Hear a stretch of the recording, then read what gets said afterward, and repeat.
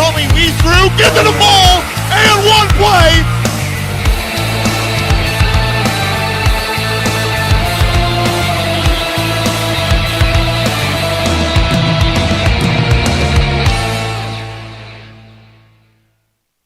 Hi, this is Donald Tucker, the voice of the Har-Ber Wildcats. Are you looking for a new career? Would you like to become a professional truck driver? The CDL Training School in Taneytown, Arkansas is open and accepting new students. You can earn your CDL in just 3 short weeks with employment after you finish school, and PAM Transport will cover your tuition. You will train in the same equipment that you will drive once you earn your CDL. Plus, students also receive a $100 weekly stipend during training. Don't wait another minute. Call PAM Transport today at 888-498-2549.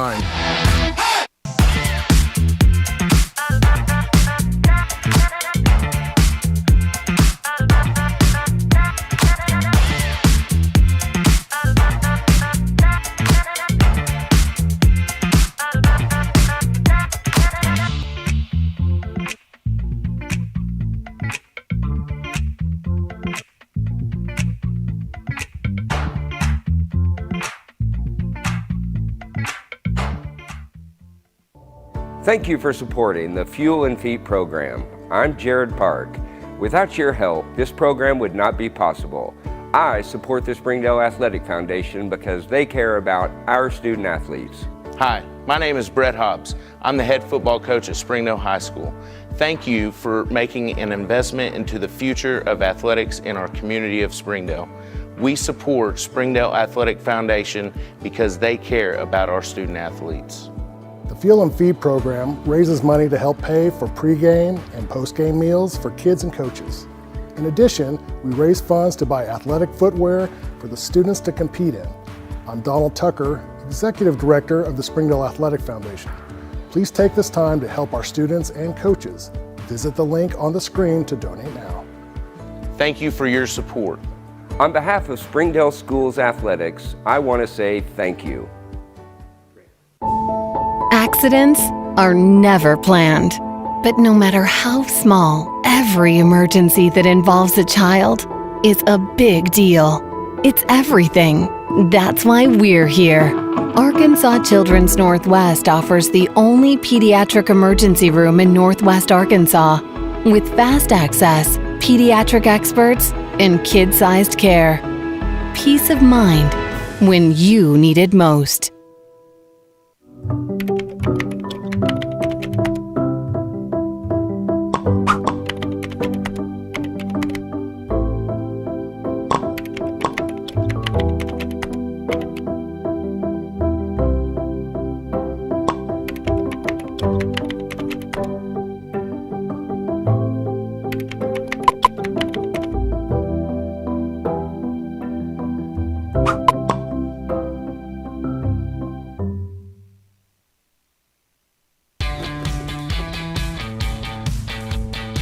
Goodbye, guessing. Hello, confidence. So long, stress. Hello, security.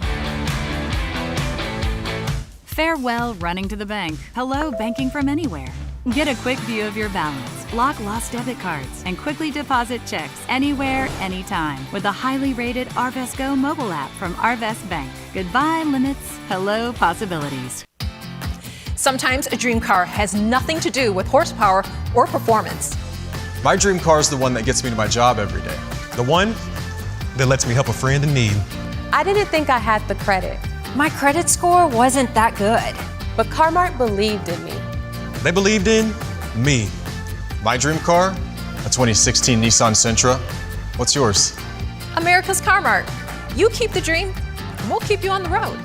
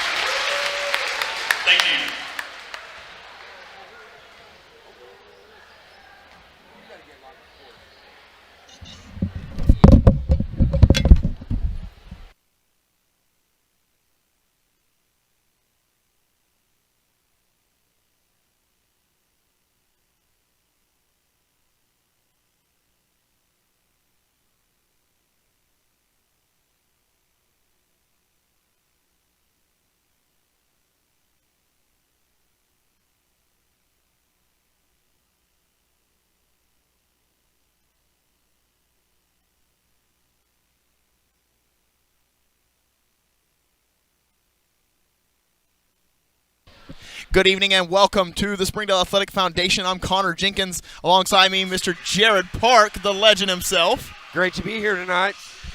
As we've got our in-game, or our beginning game sponsors, I should say, Springdale Athletic Foundation, Arkansas Children's Hospital, Core Architects, ESI, Ozarks Electric Cooperative, PAM Transport. As we've got ourselves a ball game tonight, and we are starting off with the Har-Ber Lady Wildcats against the Lady Wolverines. As we got the starting lineups going on right now for you.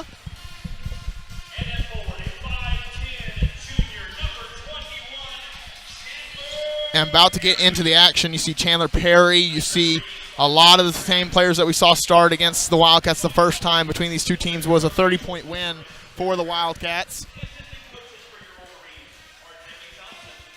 And Dion Hargrove is the head coach of the Lady Wolverines.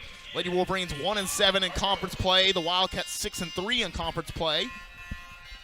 So these two teams on different ends of the spectrum when it comes to conference. Yeah, but hey, in the 6A West, you can't judge those records. Every game's going to be a hard one, and you got to come ready to play. That is the 6A West, one of the toughest conferences in the state of Arkansas. You got the 6A West and the 6A Central, and that is the highest division of basketball that is played in the state. Yeah. As now you got Madison Campbell. This is a small ball lineup the Lady Wildcats have been running. Madison Campbell, standing about 5'6", is jumping for the Wildcats against Chandler Perry, who I do not have a height for. She probably going to get it right here, too. She got hops. She does have some hops. As Madison Campbell will go up for the tip, does not win it, but MacArthur tries to steal it, and the Bentonville West Wolverines will have the first possession of it. Gandy, it's tipped away. That could have been backcourt violation, but was not called, as Cruzenberry with the ball gives it up. Now Ford. Ford against Campbell. Campbell normally picks up the best assignment there is against any player. Cruzenberry against Fitzgerald, going inside, puts up the shot, doesn't get the fall, gets her own rebound though. Going for another one, shoots up the three and short on the play. Now McKinley Campbell with it. She'll come the other way. Sends it over to her sister Madison Campbell. Now down low to Jazz MacArthur. Air ball for MacArthur. You didn't have to say air ball. You could have just said miss. Well, you got to be descriptive. as they get it to Perry. Perry stolen away by Delaney Roller. She'll get the quick steal. As Roller coming the other way, pulls up, mid-range jumper, short on the play.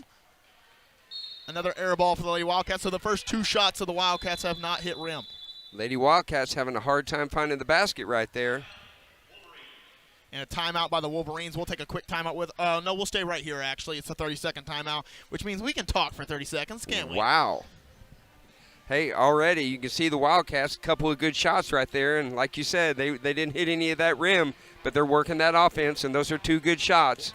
There were 2 quality shots and 2 quality positions. You know, MacArthur likes to get in the mid-range, get a little dirty inside, and Delaney Roller in that pull-up game is trustworthy, but just not falling for the Cats so far. 0-0, still our score, 6:58 left to go in the first quarter. No one has scored in this ball game. The Wildcats with the ball. You can tell there's a little hangover from the last game. Bentonville looks a little timid by the pressure from the Wildcats. Or Bentonville West with the ball. Oh, no, Har-Ber. They're saying, I can't tell if it's Har-Ber ball or Bentonville West ball. I don't think anybody can. Yep, Bentonville West ball. I think Coach Kimberly Jenkins was saying nothing over there. She about got a free possession. Yep. But the Bentonville West Wolverines will inbound. Chandler Perry wide open. They get it to her. They send it back over to Ford. Ford will dribble into the full court, met by 2 Wildcats, and will be fouled on the play, either to Campbell or Fitzgerald. Pretty sure that's going to go to Madison Campbell. Oh, no, it looks like we got number 3. Fitzgerald will pick up her first.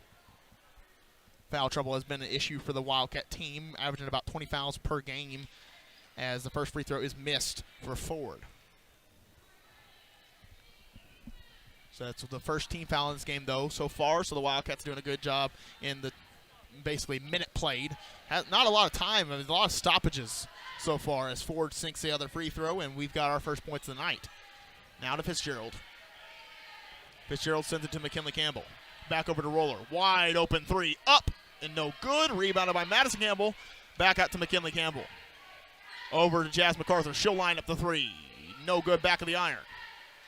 Wildcats not scoring in this game so far, but foul is called on Madison Campbell. Little reaching foul right there, but hey, that's good defense. But yeah, 2 team fouls right here. We're only about a minute and a half into the ball game. 0 of 4 from the field of the Wildcats. Inside to Ford. That double team was threatened, but never sent. Yet could have been a double dribble right there. Now Cruzenberry. And Madison Campbell will pick up her 2nd foul already. That's been a thing with her this season, is getting in that early foul trouble. Maya Haney already triggered off the bench to sub in for Madison Campbell. Maya Haney having a good year so far, 4 points per game and 5 rebounds per game in the conference season. Just took a big leap, really, in the year of 2024. Right. I mean, she comes into the ball game and she gives a true post presence for the Lady Wildcats. Especially against a good post presence in Chandler Perry for the Bentonville West Wolverines. As the Wolverines will inbound. Try to get it aside against the pressure of the Wildcats, but right there, pressure didn't pay off, and the Wolverines get a wide open layup, but it is missed. And that'll be a jump ball call. Possession arrow will favor the Wolverines. Stay. Nope.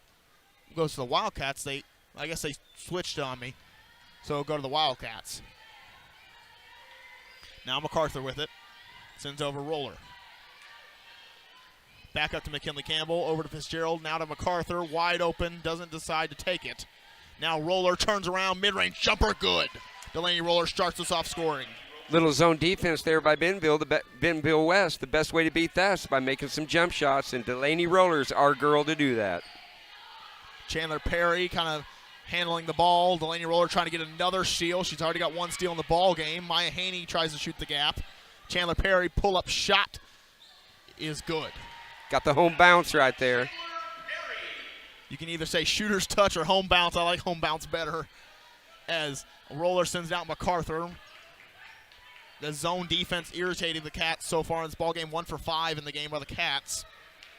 Back over to McKinley Campbell. She'll drive inside and doesn't get the shot to fall. Tries to get her own rebound, though, and that'll go to the Wolverines. Hey, that's the freshman growing up, though. She took it up strong with that left hand right there.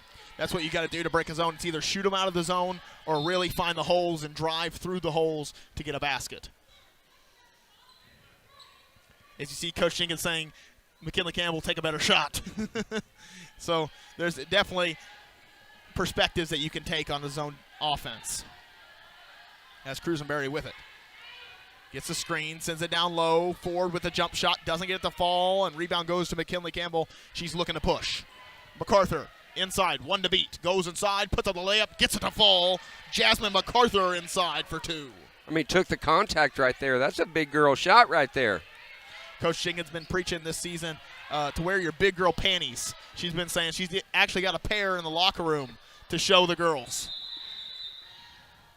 Coach Jenkins she's got a lot of antics when it comes into a season. She's always got some game day thing for them, and she does a lot of things for this Wildcat team that go unnoticed. Yes, well, and this is young team, so she's really going to get to develop them over the next few years.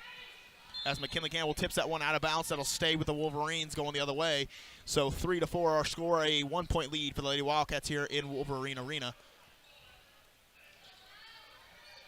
As they throw the ball in, Delaney Roller with another tip out. So the Wildcats kind of make it irritating right now for the Wolverines to get the ball in. Yeah, the pressure's getting to them, but you can tell West has made a concerted effort on the offensive end to take it to the hole because there's lots of good passing and driving to the basket. And some pick and roll action as well that has really led to some inside shots for the Wolverines. And that's really what the Wildcats have been struggling with, is defending inside, especially with a smaller lineup that they've been playing with. Maya Haney should counteract that just a little bit with her bigger presence. As Perry, almost a 5-second count. Maybe should have been a 5-second count, but it was not called. I was helping him count. Rango pull-up shot, no good. Rebounded by McKinley Campbell. She's looking to push. 1-on-2. Going inside. Sends it out Roller. Mid-range jumper up. Mid-range jumper no good. Rebounded by Jazz MacArthur. Back up to Roller. Another mid-ranger, and it was tipped. You like to see Delaney keep shooting that. No matter the shooting percentages down, we got to have our shooter shooting. As McKinley Campbell tries for the back tip on Rangel. Almost got it. Cruzenberry going inside. Puts up the shot. Rangel with a rebound. Goes up and gets it to fall. Ashley Rangel inside for 2. McKinley Campbell sends it over. That's tipped out by Ford, and that'll trigger the substitution. Coach Kimberly Jenkins getting on the court. Maybe she'll play. Going for an assist right here. I don't know if she did that much in her career. I know she scored. True that. I mean, top 10 leading scorer in Lady Razorback history and a Hall of Famer. Yes, I think she's wearing her ring today. Her Hall of Fame ring. As Delaney Roller with the ball. And why wouldn't you wear it? I would wear it every single day of my life. It's legitimate, too. Yes. MacArthur sends inside Maya Haney. Back over to Roller, and Fitzgerald is pushed on the play. That foul assessed to 34. Jaden Nash. Oh, no. Ashley Rangel will pick up the foul. Oh, even better for the Wildcats. That's a starting player in Ashley Rangel who picks up the foul. Roller gets inside to McKinley Campbell. Running a play for Roller to get a jump shot. She pulls up, mid-range shot, good. Delaney Roller from 2. It never gets old, does it? No, the jump shot is there for Delaney Roller, and really the only way you can defend it is with a junk defense and like a triangle and 2 box and 1 action, but it's just hard to do so as Nash goes inside for the 2 as well. Now Campbell sends over MacArthur, wide open mid three-pointer for Delaney Roller, short. McKinley Campbell with the rebound. She'll go back up for the shot. Doesn't fall. Maya Haney with the rebound. Puts it back up and good. Maya Haney with the rebound and the score. She's got 2 points and 1 rebound in the game. Averaging 4. How many rebounds a game? 5 rebounds a game. Leading the team in conference season. I think Madison Campbell leads the team overall, but in conference season, it is Maya Haney. Here we got an early sighting from Annabelle Roller. Annabelle Roller, that's a very interesting substitution for the Wildcats to put in Annabelle Roller. She has not played in the last few varsity games, but now is in the game for the Wildcats. Hey, that tells you she showed them something in practice this week.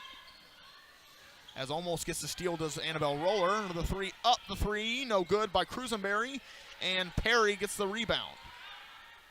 Nash sends over to Cruzenberry, and Cruzenberry will reset the offense. 1:58 left to go in the first quarter, 8-7 our score. Going inside, Cruisenberry puts up the shot and good. Delaney Roller made her change that shot up. That was a nice little shot right there. McKinley Campbell breaking down the defense, going inside and gets the basket to fall. McKinley Campbell gets her first bucket of the night with 2. Feel like we're getting the lid off of our end down there, and we're about to start lighting it up.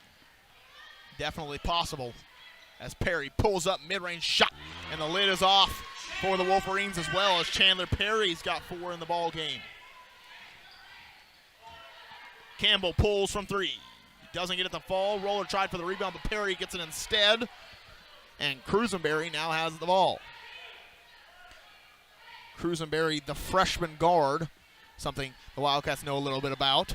As McKinley Campbell, the freshman guard, tries for the steal. Cruisenberry sends it down to Perry. Perry with a shot, no good. And Delaney Roller coming the other way. Delaney Roller finds her sister Annabelle Roller. Now McKinley Campbell, she'll pull up mid-range jumper. Yes! McKinley Campbell inside for 2. The floater. She's got 4 now, and the lid has definitely come off for McKinley Campbell. They send it all the way in the backcourt. Maya Haney trying to go for it. Chandler Perry with the hold. I think we got Chandler Perry with a little grab there. Yes, Chandler Perry will get the foul. Some substitutions. Haley Kerbo also going to get some early minutes. She has not played in the previous games. Just So 37 seconds left here in the first quarter. Coach Singh is just trying some new things out. 12-11 our score. McKinley Campbell sends it over Roller. Now to Annabelle Roller. Back up McKinley. Inside Delaney Roller. Pull up mid-range jumper. No good. Rebounded by the Wolverines. And MacArthur with the steal, and now fouled is MacArthur, as Rachel Gandy will pick up the foul. Is that her first foul? That is her foul, first. According to my stats, but we're not going to verify that's correct, but hopefully it is. As Delaney Roller will inbound. Gets inside to McKinley Campbell. Now to MacArthur. 10 seconds left on the clock. Roller fakes a shot, going inside, sends it out, Annabelle Roller. Now to McKinley. McKinley Campbell breaking down the defense, sends it to Kerbo. Shot! No good at the buzzer.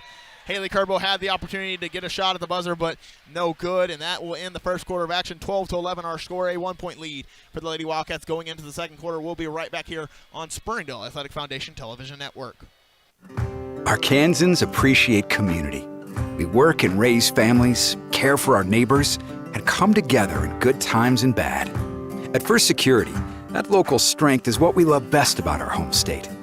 There is commitment here, and heart, and hope. Thank you to everyone who is standing together, learning from one another, and making Arkansas a place we all love to call home. We're proud to be your community bank.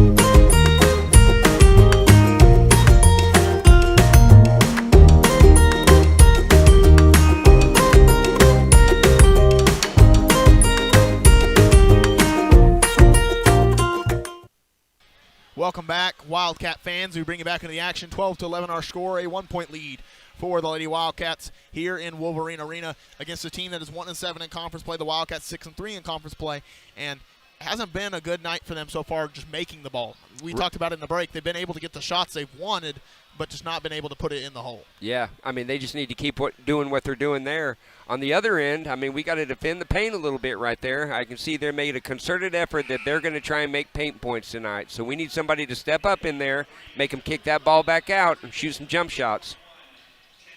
Haley Kerbo maybe the counteraction there is the 5'10", 5'11" senior, as she has not played many varsity minutes this year, but has been getting some JV action for the Wildcats. As Delaney Roller will inbound to McKinley Campbell, now over to MacArthur. Roller inside, Sends out MacArthur. Now McKinley Campbell, wide open three-pointer. No good, and that's the kind of shot you're wanting, as Annabelle Roller with the rebound and loses the handle of it, and that'll go the other way. Good hustle from her right there to get that rebound, or almost get that rebound. As Nash will inbound. Gets it inside.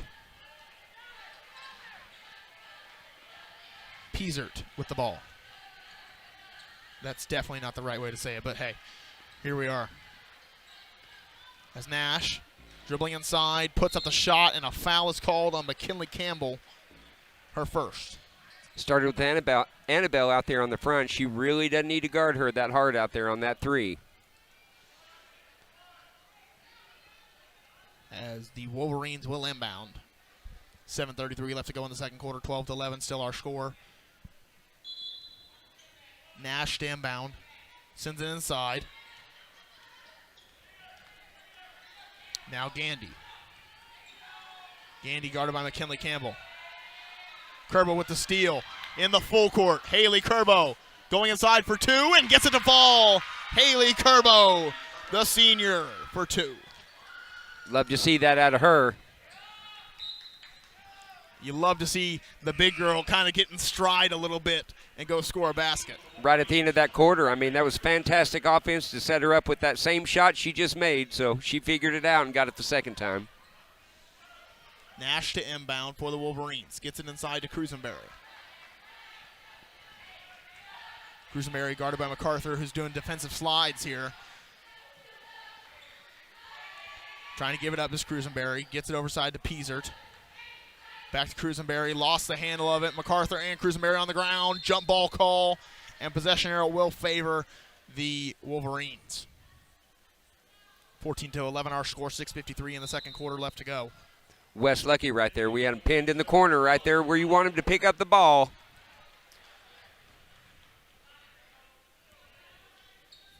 As the Wolverines will inbound, they get it inside. Roller defending. Now McKinley Campbell swipes it away. 2-on-2. Pulls it out, kind of does a little hezzy. Sends it out MacArthur. Now over to Roller. She'll pull the three. Up and good. Delaney Roller with 7. And a timeout call. That's going to be a full timeout call by the Wolverines. We'll take a full timeout with them. We'll be right back here on Springdale Athletic Foundation Television. Try the 3-and-3 meal at Slim Chickens. 3 hand-breaded chicken tenders paired with 3 perfectly fried wings, shaken in your choice of house flavors. Served with fries, Texas toast, and a medium drink. Slim Chickens. Fresh, delicious chicken.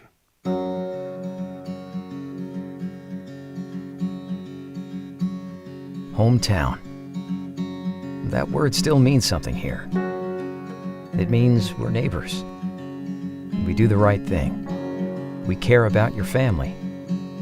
And you deserve the very best every time you walk in the front door. Harps. Hometown fresh. Welcome back. 17-11 our score. A 6-point lead now for the Wildcats with 6:32 left to go in the second quarter. As it should be, I think, Wolverine ball.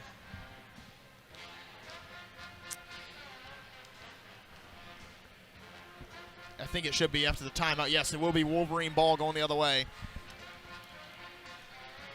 Seemed like a close ball game till those last couple of possessions. Here we are, 6-point lead for the Wildcats. As the Wolverines will inbound. They get it inside, back to Ford. Ford guarded by McKinley Campbell. Campbell going to be cautious not to pick up a second foul.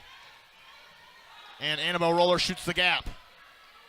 Inside, going up and good. Inside, Ashley Rangel with her 4th point of the night. 2 in the quarter. McKinley Campbell sends it over to Kerbo. Now to MacArthur. Annabelle Roller getting some extended minutes here tonight. Now Delaney Roller. Going inside. Pull up, mid-range jumper. No good. Rebounded by Haley Kerbo. Put back up and just couldn't get the putback. As Chandler Perry coming the other way. MacArthur with a steal, saves it to Annabelle Roller, now to Delaney Roller. Roller over to McKinley Campbell. Now driving baseline, gets tipped out of bounds by one of the Wolverines. And now you see Maya Haney coming in the ball game. She probably should have pulled that one from 3 right there. She had a little space right there. As Fitzgerald will come back. Great minutes by Annabelle Roller right there. Fitzgerald back in for the Wildcats. So is Madison Campbell with her 2 fouls for MacArthur. 5:39 left to go in the second quarter. 17-13 our score, a 4-point lead for the Lady Wildcats. As McKinley Campbell will inbound, trying to get inside, does to Maya Haney. Puts on the spin move, up and no good. A pretty move, but just couldn't get the shot to fall. Got to use that backboard. Cruzenberry coming the other way. Gives it up Nash. Nash looking for some help, gives it up to Rangel. Inside Perry, tipped away by Maya Haney. She gets a steal. She's got 3 on 2 and didn't make the right read. Yeah, should have given it to the trailer right there. Coming the other way are the Wolverines. Over the corner, Perry, 3 up, 3 short. As now McKinley Campbell will run the offense for the Wildcats. She's looking to push the pace. Over to Madison Campbell, now to Roller, 3 up, 3 no good. Maya Haney almost had the rebound. It's like there's a lid down there about half the time. It is a difficult night for the Wildcats scoring the ball. Only 17 points for a team that averages around 50 points per game. As Rangel with it. Or not Rangel, I should say. Cruzenberry. Cruzenberry looking from the screen. Gives it to Nash. Kind of the Wildcats switching all 5 right now. 1 second on the shot clock, and that'll be a shot clock violation called on the Wolverines. 4:13 left to go in the second quarter.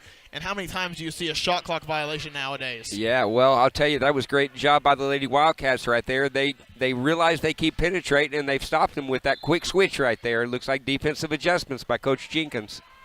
Right now, some offensive adjustments need to be made. Or really, they're getting the shots they need. They're getting the shots they want, but they just haven't been able to fall. McKinley Campbell going inside, and they're going to call a traveling violation, what was a spin move. She might have took 1 step before she came down. Coach Jenkins is showing them how she did that correctly. Yes.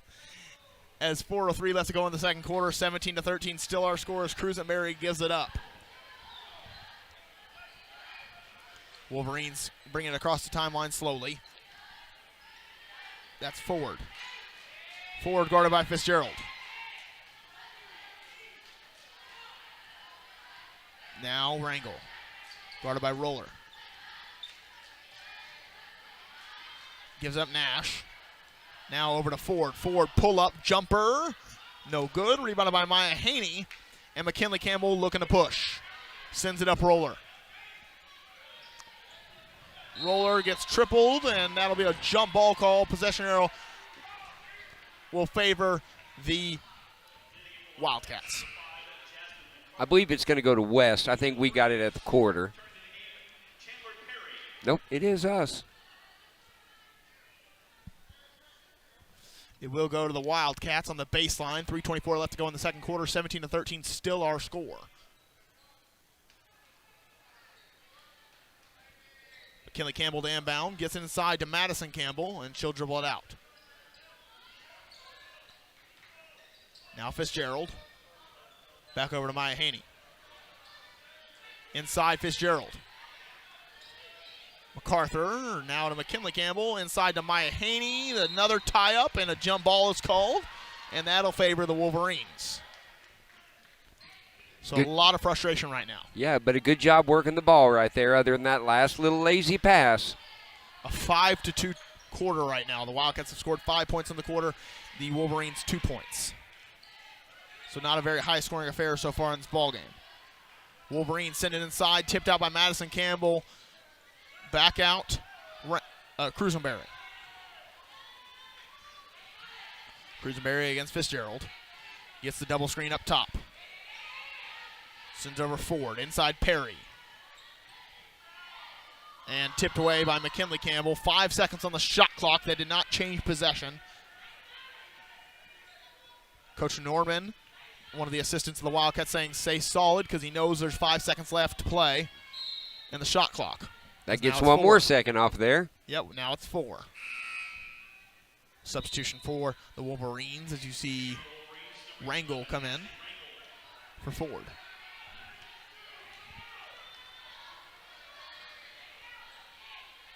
They're discussing where the ball should be placed. As Cruzenberry will inbound. Inside, Gandy, 3 up, 3 short. Perry with the rebound, goes back up against Maya Haney, and the rebound to Maya Haney. Going the other way is McKinley Campbell. Sends it over Fitzgerald, now to MacArthur, as she'll lose the handle of it. And there has not been a point scored in a while. Maya Haney down here on the other end, I mean, when she goes up to get that rebound, she ain't letting anybody else get it, is she? No, she's very strong with it. Talk about a strong player. Ione Henry will sub into the ball game, and now Coach Jenkins kind of goes the opposite of the starting lineup with 2 bigs out there in Ione Henry and Maya Haney. And that's probably to stop that inside game that they're trying to work on offense. As Cruzenberry coming the other way. But the Wolverines sub out Perry, so it's going to be interesting if the Wolverines can still get inside. As Coach Jenkins not happy with that one, wanted it to be a travel. McKinley Campbell defending. Inside, outside. Some good paint touches, and a 3 is short. As MacArthur loses the handle again, keeps the ball still alive, though, and will come the other way. Sends it inside Ione Henry, and that one tipped out. Saved by Madison Campbell. Inside Maya Haney. Up and no good. Rebounded by the Wolverines. So the buckets are not falling right now for either team. Might have been a little contact there on that end. As Ford will go up and no good. Ione Henry with the rebound. Now Madison Campbell going the other way. Looking to push. And is fouled on the play.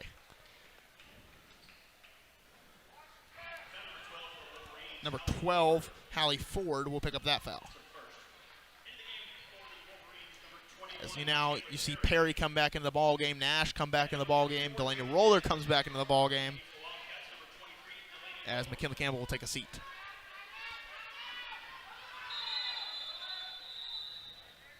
As Coach Jenkins was calling a timeout and they were not paying attention. As she does get it eventually, 30-second timeout will stay right here. What do the Wildcats need to do to put the ball in the hole right now? Well, I mean, it's hard to say. They're taking great shots. Sometimes just being on the road, seeing a different basket, makes it hard.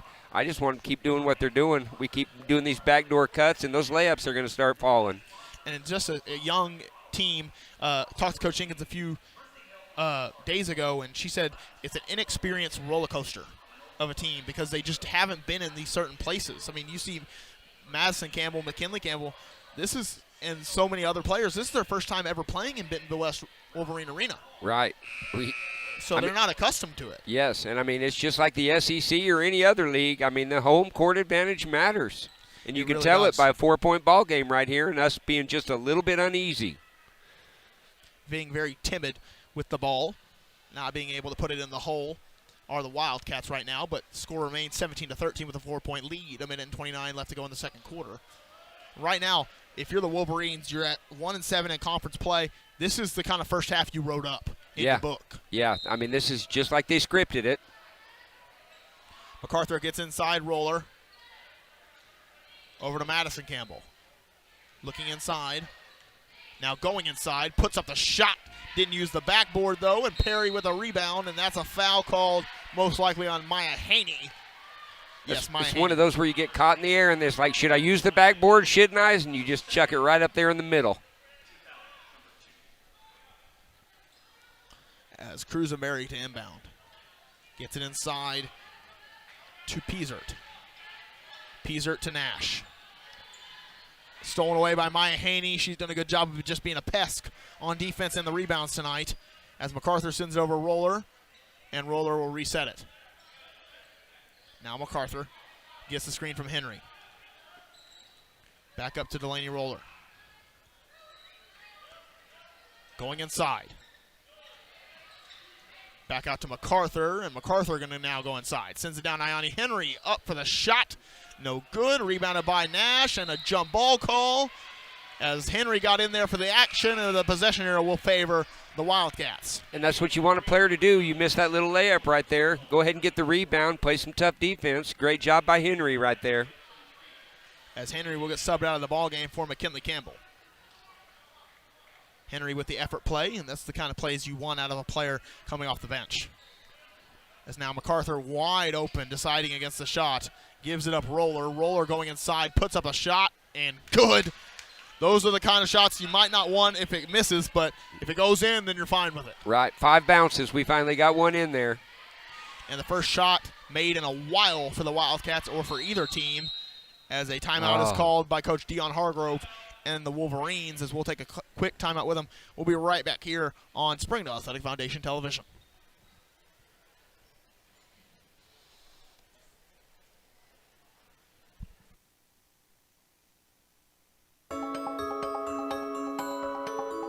Ozarks Go from Ozarks Electric Cooperative is leading the fiber revolution, connecting the divide with high-speed broadband access to close that gap. From cloud to cloud, post to post, from downtown to way out of town, to connect our customers to a world of blazing speed and access to absolutely everywhere. It's our customers connected.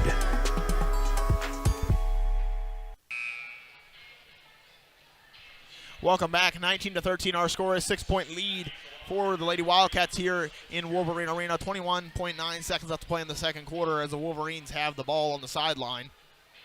And the Wildcats just not being able to put the ball in the hole. They've gotten the shots they've wanted, but just not been able to really convert. As Perry with the ball. Sending it inside. Now Rangel outside. 3 up by Piesert. No good. Rebounded by Roller, and the Wildcats will have the opportunity for the last shot. As McKinley Campbell coming the other way. Putting on the spin move, going up for the shot. And just the shot. That's the shot you want from McKinley Campbell. She's proven she can make that multiple times, just doesn't go in that time.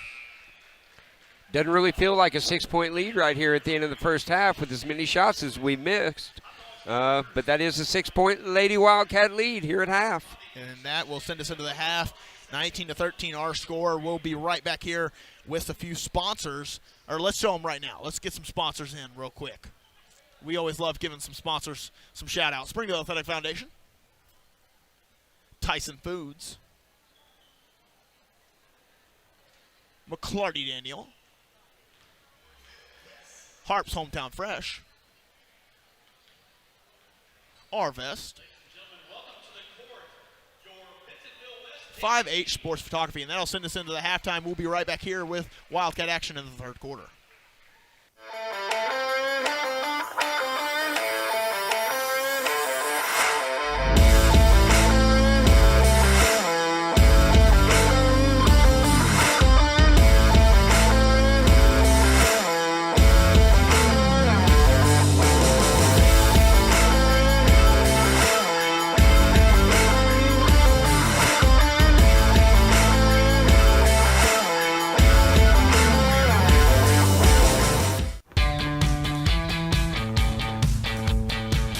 Goodbye, paperwork.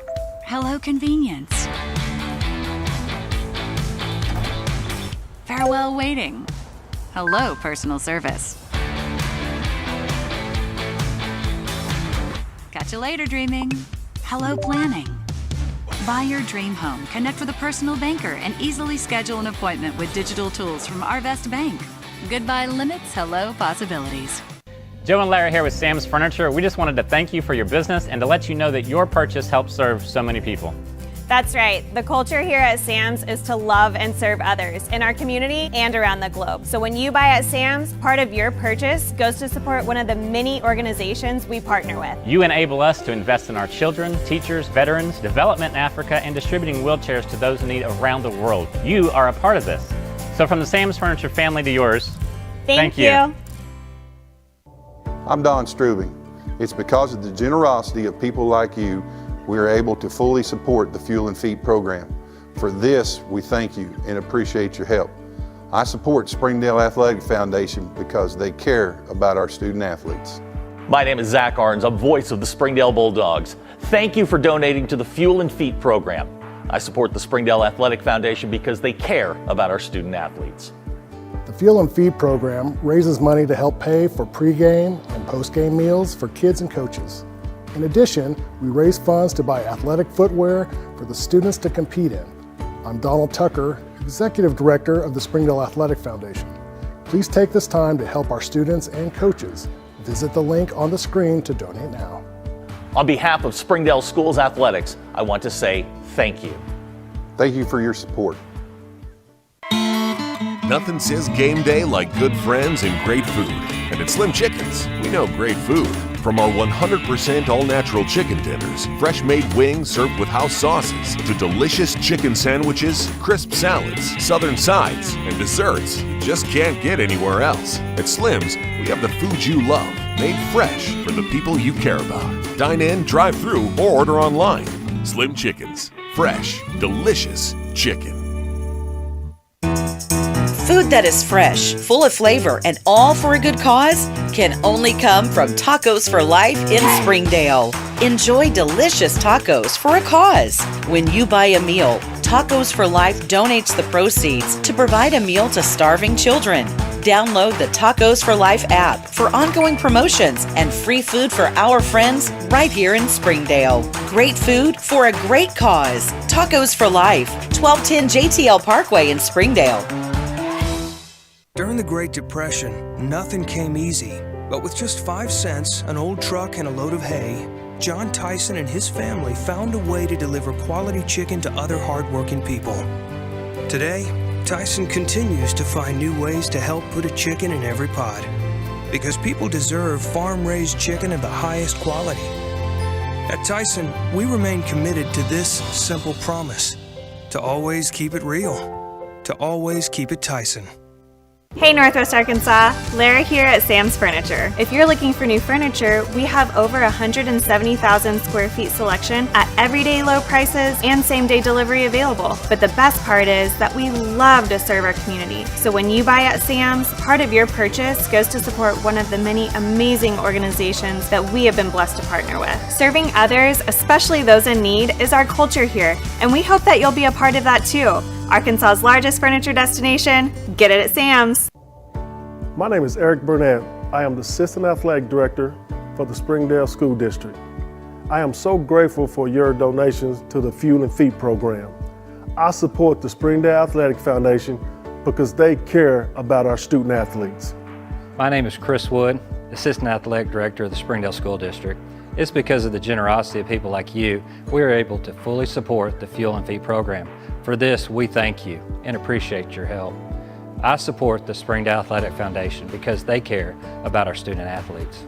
The Fuel and Feed program raises money to help pay for pregame and postgame meals for kids and coaches. In addition, we raise funds to buy athletic footwear for the students to compete in. I'm Donald Tucker, Executive Director of the Springdale Athletic Foundation. Please take this time to help our students and coaches. Visit the link on the screen to donate now. Thank you for your support. On behalf of Springdale Schools Athletics, I want to say thank you. If you need that love, support, somebody to push you, to tell you can do it, I would tell them to come to Pam Transportation. It's a family here. It's not just a regular company. They will look after you. They will show you that you are important, you are welcome here.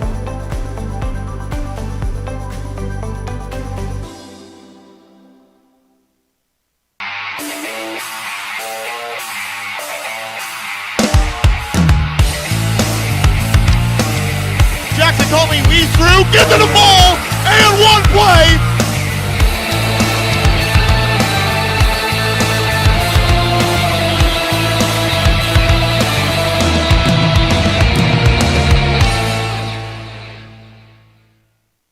Hey Northwest Arkansas, Larry.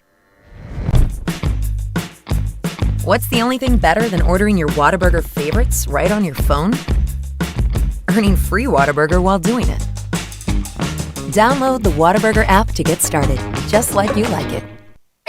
Hi, this is Donald Tucker, the voice of the Har-Ber Wildcats. Are you looking for a new career? Would you like to become a professional truck driver? The CDL Training School in Tawnytown, Arkansas is open and accepting new students. You can earn your CDL in just 3 short weeks with employment after you finish school, and PAM Transport will cover your tuition. You will train in the same equipment that you will drive once you earn your CDL.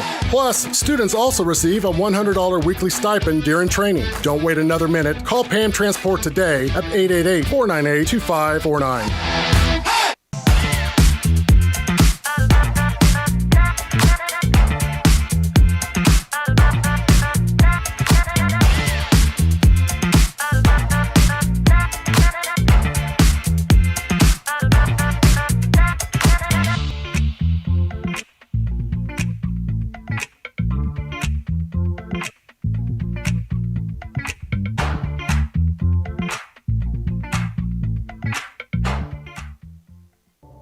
Thank you for supporting the Fuel and Feet program. I'm Jared Park. Without your help, this program would not be possible. I support the Springdale Athletic Foundation because they care about our student athletes. Hi, my name is Brett Hobbs. I'm the head football coach at Springdale High School. Thank you for making an investment into the future of athletics in our community of Springdale. We support Springdale Athletic Foundation because they care about our student athletes. The Fuel and Feed program raises money to help pay for pregame and postgame meals for kids and coaches. In addition, we raise funds to buy athletic footwear for the students to compete in. I'm Donald Tucker, Executive Director of the Springdale Athletic Foundation. Please take this time to help our students and coaches. Visit the link on the screen to donate now. Thank you for your support. On behalf of Springdale Schools Athletics, I want to say thank you. Welcome back. Late into the action we are, but Ford goes up and is fouled on the play. Fitzgerald will pick up the foul. That's her second. Anxious to see what the Lady Wildcats look like coming out of halftime. You know they got a little motivational speech in there. To say the least. As Maya Haney was already going to sub into the ball game for the Wildcats after the first free throw. As that first free throw is good by Ford. Alexa Fitzgerald will come into the ball game as she's got 2 fouls.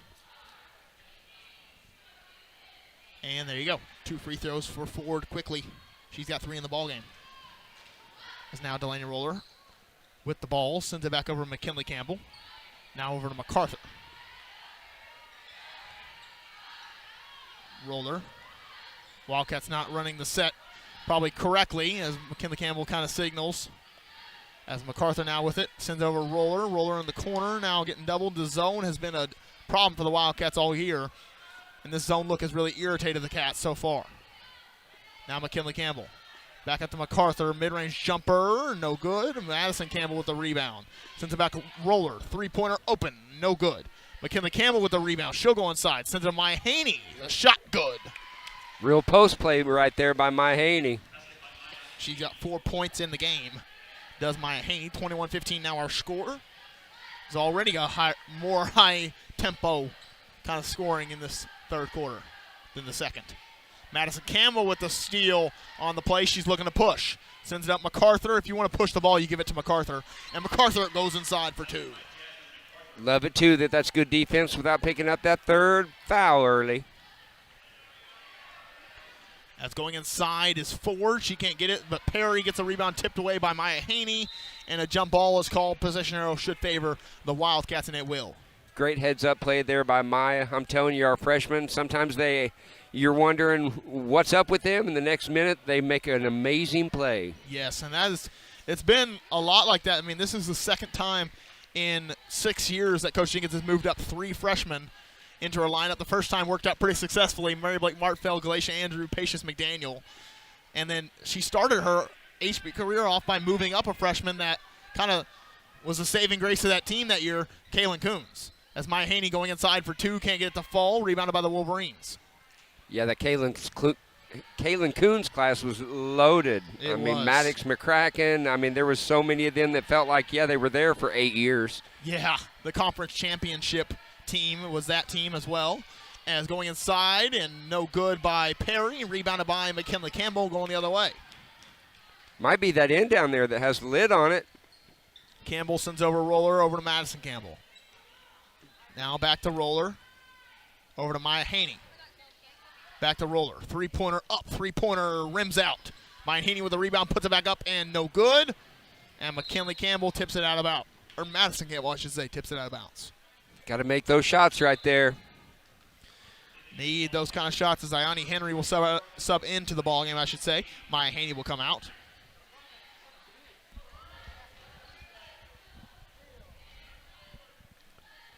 As the Wolverines will bring the ball across the timeline. Madison Campbell defending against Ford. Gets the steal again, one-on-one. And Ford kind of back tips it again. Campbell playing the defense. Delaney Roller with the steal. Forced by Madison Campbell. McKinley Campbell now sends it out or maintains it forward with a push. That one very aggressive. I'm glad we got the foul called on that one right there. I mean, we got to stop. There are 3 or 4 fouls not called right there in a row. Both teams look like they've turned up the intensity on defense. Here comes Annabelle Roller again. And a warning is assessed to Coach Dion Hargrove.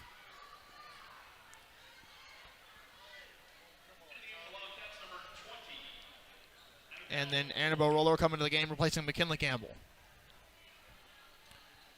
As you said, Annabelle Roller getting some minutes tonight for the Wildcats. Roller gets it inside to MacArthur. Now back to Annabelle Roller. Now Delaney Roller. All the sisters on this team is just messing me up. All the names. You got to say Roller, you got to say Annabelle, you got to say Madison Campbell, not McKinley Campbell. As Madison Campbell goes inside, there's going to be a push on the Wolverines as number, I can't see it, number 3. So that's Reagan Cruisenberry. We'll pick up the foul. 23-15, 8-point lead for the Lady Wildcats. A very low-scoring affair here in Wolverine Arena as MacArthur gets inside to Henry. Now Roller sends it over.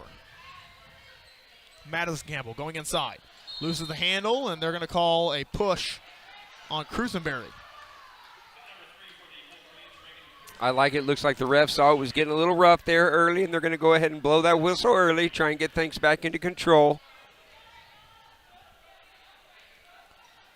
As they get inside to Ione Henry, and another jump ball is called, and that possession arrow should favor the Wolverines. As the Wolverines now have it, Ford will dribble it across against Roller. Roller back tips it and sends it out of bounds, and that'll be on the baseline now for the Wolverines. Good defense right there by Annabelle. Kind of got blown past, but then caught up and tipped it back. As Cruisenberry trying to get it inside, and 5-second call. So the Wildcats have forced a shot clock violation, and now a 5-second count. I thought we've been close on a couple of 5-second violations on defense too. Looks like maybe we sped our count up a little bit. Over to Roller. Now to Madison Campbell, over to Annabelle Roller, wide open. Now MacArthur.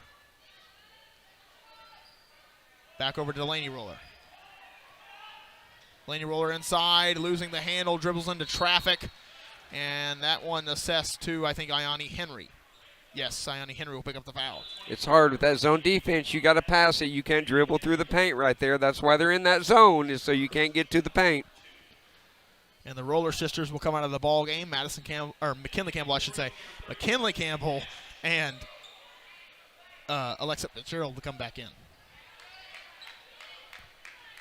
As Ford with the ball. MacArthur defending. Now over to Rangel. Rangel looking inside. They've really gotten some good cuts tonight, have the Wolverines. Madison Campbell shoots the gap, gets the steal, going up for the layup. And short, could not get the layup. It's been that kind of night for the Wildcats. McKinley Campbell with the steal. Madison Campbell inside Ione Henry, tipped out. And Wolverine ball. Wow. Madison took a little shot to the face right there. And Ione not ready for that pass. I mean, that was a good no-look pass right there. She just wasn't ready for it. Cruisenberry inbounding. Trying to get inside to Ford. She does. Back to Cruisenberry. Cruzenberry, speaking of, has a brother that is on the varsity team. We'll have that game next here in Wolverine Arena. It's Cruzenberry, and that'll be a foul called on McKinley Campbell. Her second. McKinley Campbell averaging 16.2 points per game in conference play. She has 4 in the ball game tonight. So now Cruzenberry with the ball. Looking for a backdoor action, now gets it over to Rangel. Rangel against Madison Campbell. Looking for Perry. Now Nash. Inside Nash, too good. Good passes usually result in good shots. 4 points in the game for Jaden Nash. 17-23. McKinley Campbell now with the ball. Back over MacArthur. MacArthur does not shoot the ball on that play. Back up. Now Madison Campbell. She'll shoot the three. No good. As Cruzenberry bringing the ball across the timeline for the Wolverines.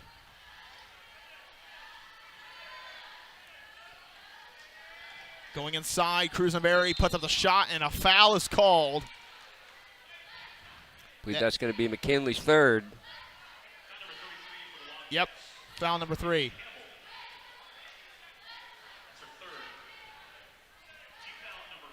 Foul number 3 on McKinley Campbell. That's why these early substitutions are good. Our girls are going to play aggressive, and they're going to get after balls, and sometimes they get you in foul trouble. So these minutes that Annabelle, Ione, Kerbo, all of them, we're going to need them down the stretch, so it's good to see them getting good minutes tonight. As that one's going to be a full timeout called by Coach Jenkins of the Lady Wildcats. We'll take a full timeout with them. We'll be right back here on Springdale Foundation Television. Accidents are never planned. But no matter how small, every emergency that involves a child is a big deal. It's everything. That's why we're here. Arkansas Children's Northwest offers the only pediatric emergency room in Northwest Arkansas with fast access, pediatric experts, and kid-sized care. Peace of mind when you need it most. Welcome back. 23-17 our score. 6-point lead for the Lady Wildcats here in Wolverine Arena. 2:24 left to go in the third quarter, and what has been a frustrating night for both teams. Yeah, but, you just look at the Wildcats and you feel like we're just on the verge of about an 8 or a 10-0 run to go ahead and blow this up. They are very close to just putting – if they can put the baskets down, you know that this game, given the shots that the Wildcats have been able to get, could be a 30-point game. Yeah, our last possession on offense right there was a good possession by us. We turned down 2 or 3 kind of contested threes and worked it until we finally got that open one, and again, it just didn't go down. 17-23, and the Wolverines will have the free throw.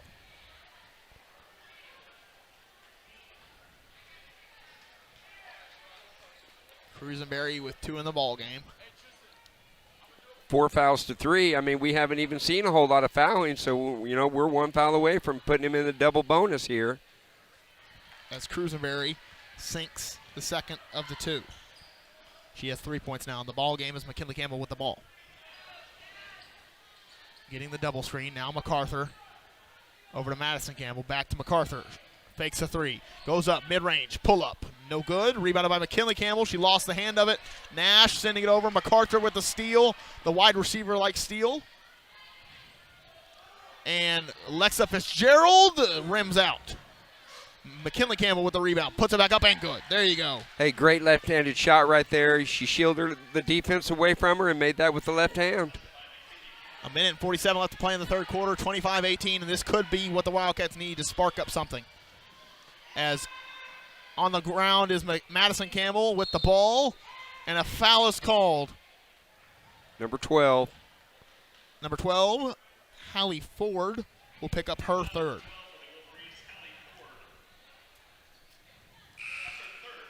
Substitution here for the Wolverines, I should say, as Peasert will come into the ball game replacing Ford. Got 4 fouls each right here. So we got 1:38. Next foul, somebody's going to be shooting double bonus. Do you like that new rule change? I've never gotten to talk to you about that. I do. I wasn't sure about it at first, but it makes sense. It keeps the game going, and in third and fourth quarter, it can make a big difference. MacArthur fakes a three. Going inside, mid-range jumper up, no good. Maya Haney with a rebound, puts it back up, and good. Maya Haney with 6 points in the ball game, and she's done a good job of just being there for the Wildcats when you need her. 27-18, 9-point lead now for the Wildcats. Hasn't been pretty, but it has been a lead all game for the Wildcats. Cruzenberry gets tipped away. Now Piesert. Piesert keeps it, going inside. Puts up the, oh no. Madison Campbell with the steal, and now McKinley Campbell looking to push. Sends it up, Fitzgerald. Fitzgerald back to McKinley Campbell going inside. Puts up the jumper. No good. Maya Haney with a rebound, and a foul is called. Maya Haney there again on a rebound for the Wildcats. Hey, and it's not just about getting the rebound right there. That's big time that she took it back up quick, and she's going to find herself on the line shooting 2 right here. Ashley Rangel picks up her second personal. And that's team foul number 5, so no matter if it was a shot or on the floor, it is automatic 2 free throws, as Maya Haney will miss the first on the front of the iron. Back to the free throws, yeah, you know, you pick up 7 fouls right there in the third, and it really slows the fourth quarter down to stop every foul and shoot some free throws. So I think it really keeps the game going better. Mm-hmm. I like how it's kind of modeling upper-level basketball. I think that's the college game now, is 5 fouls, automatic 2 in women's basketball. So yeah, because they still play quarters there in the women's. Do. As a timeout's called by Coach Jenkins and the Wildcats, a 30-second timeout. I think it should be a 30-second timeout. Yes, it will be, as we'll stay right here, 27-18. So they've kind of created a little separation here, but really the ultimate story behind that separation that they've created is their shots are actually falling. Right, because again, consistent on defense. I mean, we've held them to 18 points right here almost through 3 quarters. I mean, that's good Lady Wildcat defense right there. Up next for the Wildcats on the north side, Grizzlies coming up on Friday, as should be a fun game for this Lady Wildcat team, as the Grizzlies, I think, sit at the number 1 seed right now in the conference.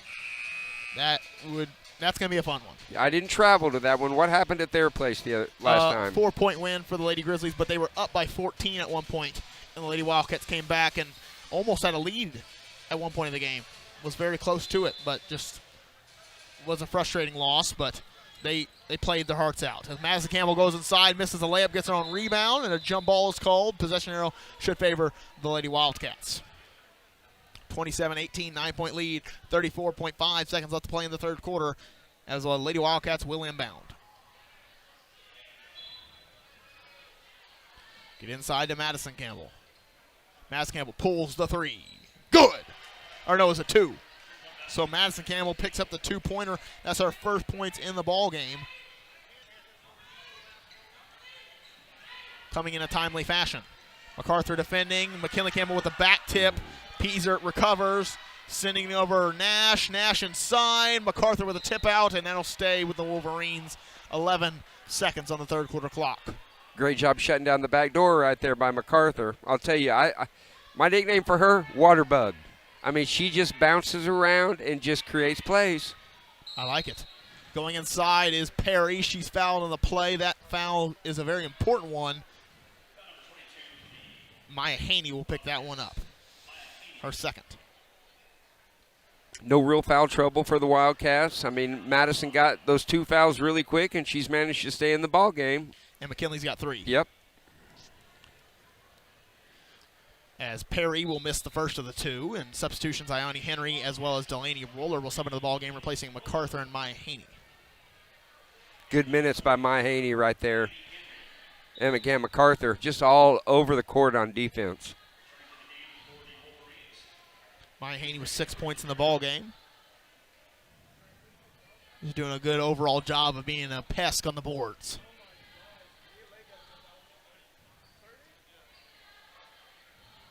As Perry sinks the free throw.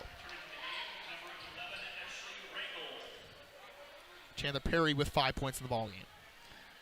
as the Wildcats roll the ball all the way across the half-court line. McKinley Campbell going inside, sends out Fitzgerald. Fitzgerald lines up the three, and good.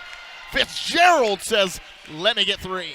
Hey, 50% three-point shooter, and there she is. 50%. I think that makes her 50 on the night. It does. 1 for 2 on the night is Fitzgerald as she sinks the three. Had to pick it up from her feet. That's a very hard shot to pick it up from your feet, get into your shot position, and make it. A very good shot by Fitzgerald. That sends us into the break. We'll be right back here with fourth quarter action on Springdale Athletic Foundation Television.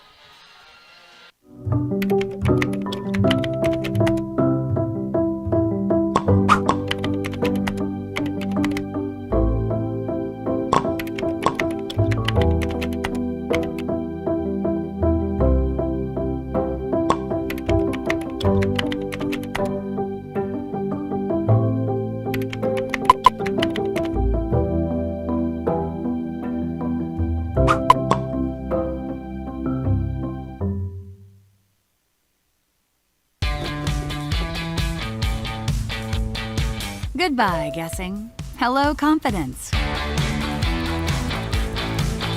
So long, stress. Hello, security.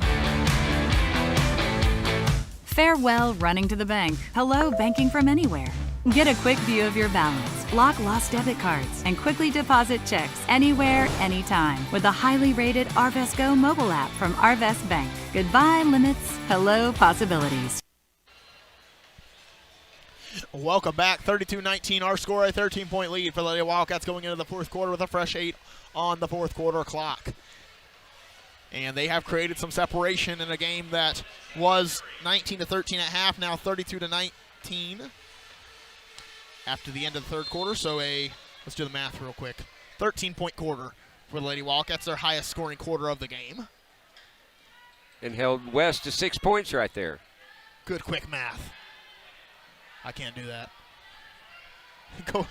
Now Rangel gives it up. Cruzenberry. Wildcats switch. Kind of switching a lot right now, except for Ayani Henry on Perry. Cruzenberry with the ball. Tipped away, but still stays with the Wolverines. Now Rangel. 6 seconds. And Rangel goes inside, rebounded by Madison Campbell, and Alexa Fitzgerald comes away with it. Was surprised on the clock reset there because that ball didn't hit anything. As that one thrown out of bounds by the Wildcats. Good time to turn up the D here. You can see they're going to pick them up full court right here. Chandler Perry was going to go all the way in the backcourt, but then sees the full court pickup and says, I'll stay right here. As the Wolverines trying to get the ball in. Wildcats making it very difficult to do so, and Coach Dion Hargrove burns a timeout in the process. Good defense right there by the Wildcats. And you like to see that. When you can force a timeout by a coach, that is a good sign. Yes. That you are doing your job correctly. Because that's a full timeout. We'll take a full timeout with them. We'll be right back here on Springdale Athletic Foundation Television. Sometimes a dream car has nothing to do with horsepower or performance. My dream car is the one that gets me to my job every day. The one that lets me help a friend in need.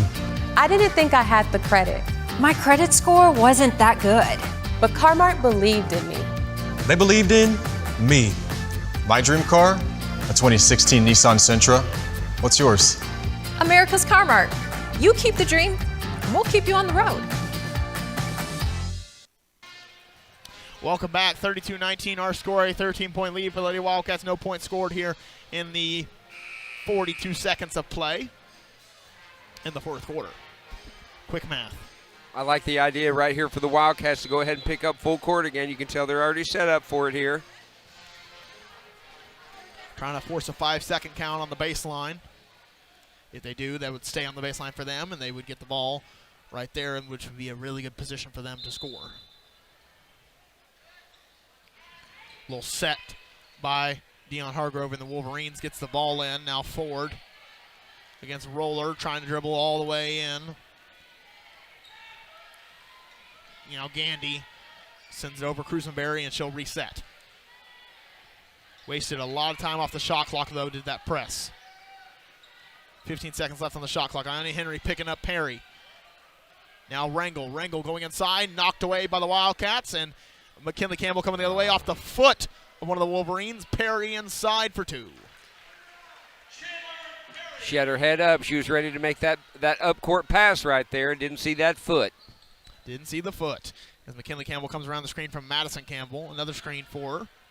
Going inside and blocked away, but is fouled on the play. That one assessed to Ford, her fourth personal.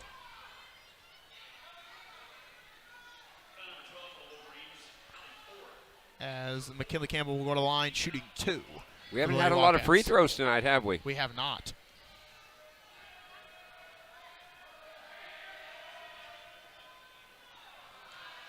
Actually, I think Maya Haney's the only one to shoot free throws tonight. When I was thinking back, that's the only one that come to mind. As McKinley Campbell misses the first. And misses a second. 0 for 4 at the line of the Wildcats tonight. As Madison Campbell gets a steal, sends it over McKinley Campbell. She'll drive inside. Outside to Delaney Roller. The paint touch, the in and out paint. That's what you want to do. You want to get the paint touch and send it out for a 3 and really get those kind of looks. I like the way Delaney didn't settle right there for a contested 3, and she's going to go ahead and work that shot clock. Delaney Roller, deep 3, up and good. Delaney Roller from downtown. Gave up that contested one, and she ends up getting a wide open 3 right there. The range of Delaney Roller being shown off on that play. Going inside Ford. Goes up with a shot and good. 5 points in the game for Ford. As McKinley Campbell now with the ball. Now Madison Campbell fakes the 3, going inside, sends out Delaney Roller. Could have been a double dribble, but is not called, and Ford coming the other way. Sends it inside, tipped out by McKinley Campbell, and now stay with the Wolverines. The Wildcats just doing a good job of frustrating the Wolverines on offense. Yeah, well, it's hard to run with these Lady Wildcats. I mean, you're going to push the ball, and here we come. As Maya Haney will come into the ballgame, as well as Jasmine MacArthur replacing Fitzgerald and Henry. Maya Haney with a really consistent ball game tonight. I'd be interested to see her final stat line, especially the rebound part, as McKinley Campbell tips the ball out again. I don't know. I thought that one might have been off of West right there. Always just those 50-50 calls. You never know which way they're going to go.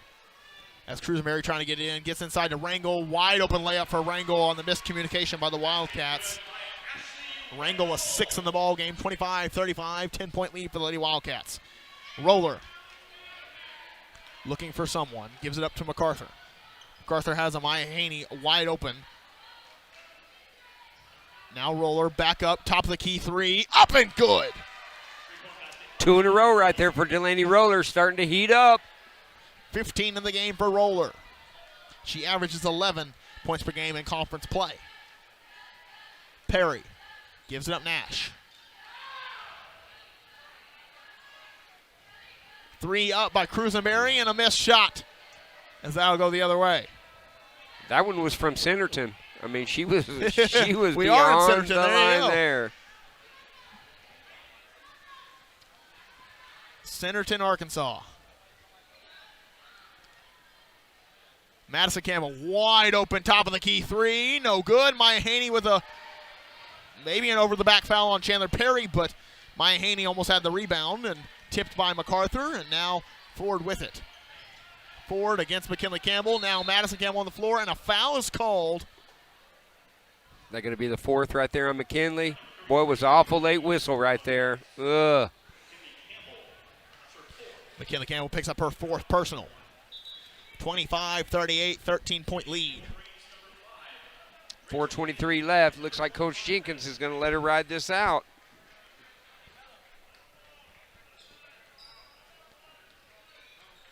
As Gandy with the ball. Sends it over Ford. Gives up. Now Nash. Nash kind of mishandles it, but keeps it. Gandy. Guarded by Madison Campbell. Going inside. No, not going inside. Going outside. The 3 up by Cruz-Mary and no good. Nash with a rebound. Dribbles up the foot of Roller and going the other way. That wasn't Delaney's foot that was off of. That was 34. There you go. 38-25. I'm obviously not down on the court, so the referee had the better perspective and decided it was Wildcat ball as MacArthur with it. Eyes of an Eagle is Jared Park. I got my glasses on. Delaney Roller now with it. Off the foot of Nash again. Nash on the floor, and a foul is called on Delaney Roller. That'll sub Annabelle Roller into the game. For her sister. That'll give him something to talk about at dinner. Hey, remember when I came in there and had to sub for you on that foul? Delaney Roller's first personal. As Gandy with it. Gandy gives it up. Now Ford. Up to Cruisenberry. Ooh. As Ford with it. Ford against Madison Campbell. Sends it out Nash. Nash 3 up, 3 short. Rebound goes to MacArthur. Boy, that looked good from where we were sitting, didn't it? It did. It was online. Over to Annabelle Roller. Up to Madison Campbell. 3-pointer wide open. Short. Like to see Annabelle take that shot right there. Show some confidence and hit that little 15-foot jumper. I mean, she is a roller girl. They can't hit those shots. She hits them in JV. Annabelle Roller in the ballgame. Normally plays in the JV minutes for Coach Josh Tarver. He does a great job of developing players through JV. I'll tell you, we're doing more switching tonight than I've seen from our man-to-man offense. MacArthur sends it up Maya Haney. She met the pass and is fouled on the play. Like to see her pull that stop and pop right there. Go ahead and take the contact and give yourself a chance for a three-point play. But that's good hustle right there. You love to see your post players leading down the field. 5th personal foul on Hallie Ford, and she will foul out of the ball game for the Wolverines. As Maya Haney will get 2 free throws at the line. Here we are, West fouling out, and we haven't been to the line very much. I don't know how that happens. If there's been a foul called, it's been on Ford. There is only 4 fouls called out. No, okay, sorry. Give me a second. 6 fouls called outside of Ford. 11 fouls total. As Maya Haney at the free throw line. And she will sink the first. She has 7 in the ballgame. Which is up to her average, right? She is at 4 points per game on the year. Has 7 tonight. She's going to double that right here when she makes this free throw. There you go. The opposite of the commentator's jinx. 8 points in the game for Maya Haney. And she has scored pretty much in every quarter. That one tipped away by Annabelle Roller. Maya Haney trying to get it from Nash. And a moving jump ball is called. And Wildcats, I don't know if I've ever seen a moving jump ball. That was different. I wasn't sure what he was going to call right there, but I like the call right there. And that's good hustle from both girls right there. Yes. 2:19 left to go in the fourth quarter. 40-25 our score. Annabelle Roller to inbound. Gets inside to McKinley Campbell. Now to MacArthur. Running a play for Annabelle Roller. Now MacArthur. Puts on the little stop and pop. Madison Campbell over to MacArthur. MacArthur going inside. Puts on the dribble moves. Puts up a shot. Fouled on the play is MacArthur, and she'll go to the line shooting 2 free throws for the Cats. Hey, that's a good take right there by MacArthur. She gave up the kind of contested 3 with a little pump fake and drove in there for the little 15-foot jumper. As MacArthur will miss the first free throw. That's something the Wildcats have struggled with tonight, is making the free throws when given the opportunity. They haven't been given many opportunities, but when they've gone, they haven't been able to capitalize as much as need to be. As 2 free throws missed, Maya Haney with a rebound, and that's the jump ball again. Possession arrow will favor the Wolverines this time. 2:01 left to play in the fourth. Got to hustle right here. 10 points to get to our average. As Gandy will inbound. Back to Gandy, guarded by MacArthur. Gandy gets it across. Nash with the screen. Now Cruisenberry. Cruisenberry gets the double screen. pulls the three and doesn't get it to fall. McKinley Campbell gets the rebound and is pushed on the play. This is the most fouls that's been called in a quarter right now on the Wolverines.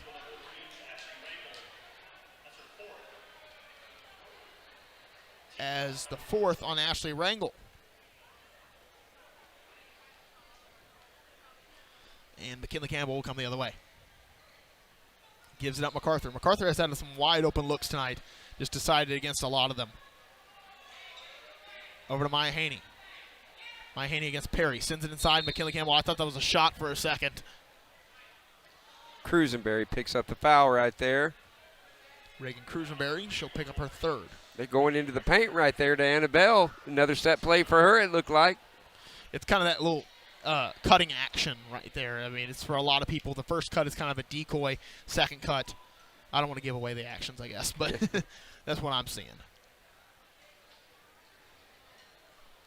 Trying to catch them lacking is what really you could say. As McKinley Campbell with the first of the two. And will sink it. She's got 7 on the night.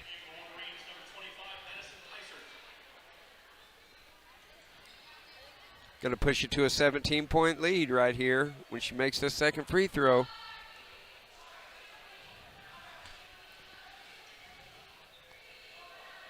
As the second free throw is good on McKinley Campbell. She gets 8 in the ball game now. Forever the optimist. Forever the optimist. As Cruisenberry coming around the screen from Nash, sends it to Nash. Maya Haney with a steal, going the other way. Now MacArthur sends it up McKinley Campbell, and they can't handle it. I think McKinley was telling everybody to slow it down a little bit.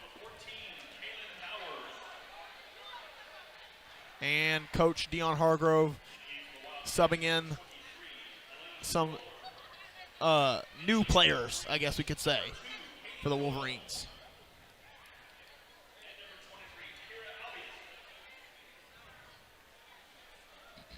And the Wildcats going to stick with these 5 girls right here to finish this thing up.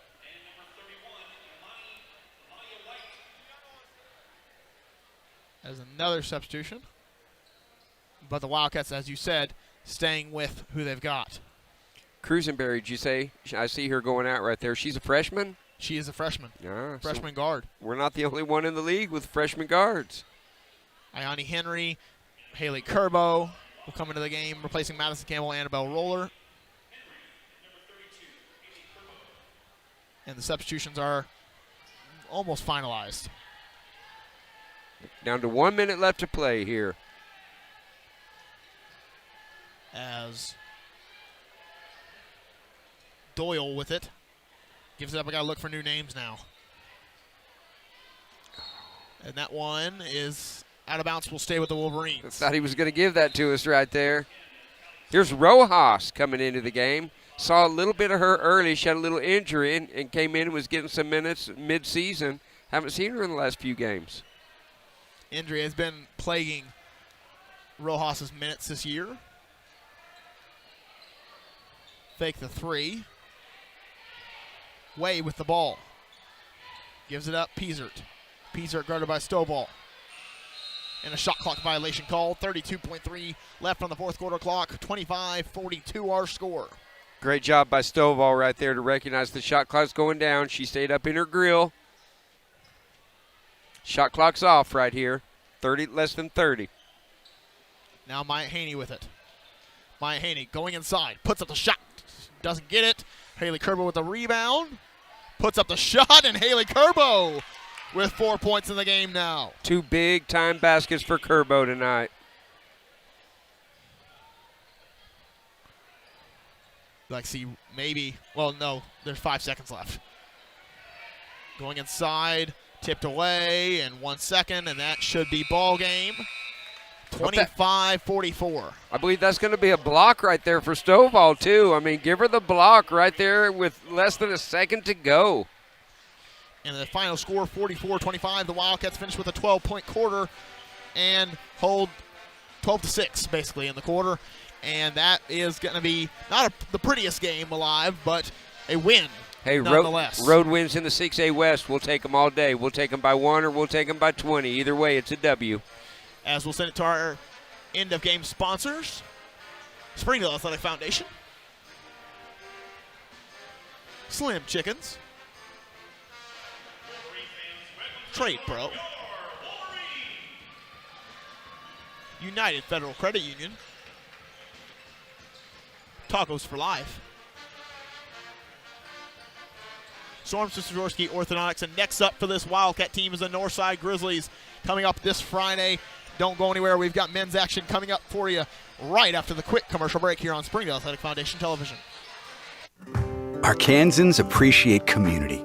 We work and raise families, care for our neighbors, and come together in good times and bad. At First Security, that local strength is what we love best about our home state. There is commitment here, and heart, and hope. Thank you to everyone who is standing together, learning from one another, and making Arkansas a place we all love to call home. We're proud to be your community bank.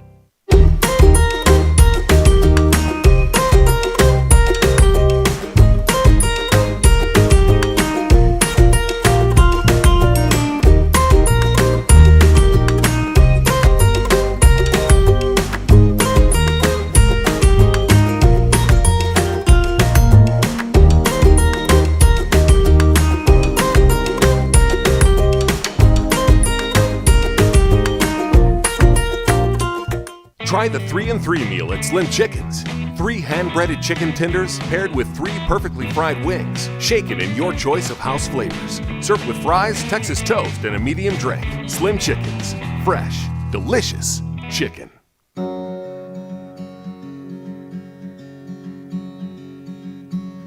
Hometown. That word still means something here. It means we're neighbors. We do the right thing. We care about your family.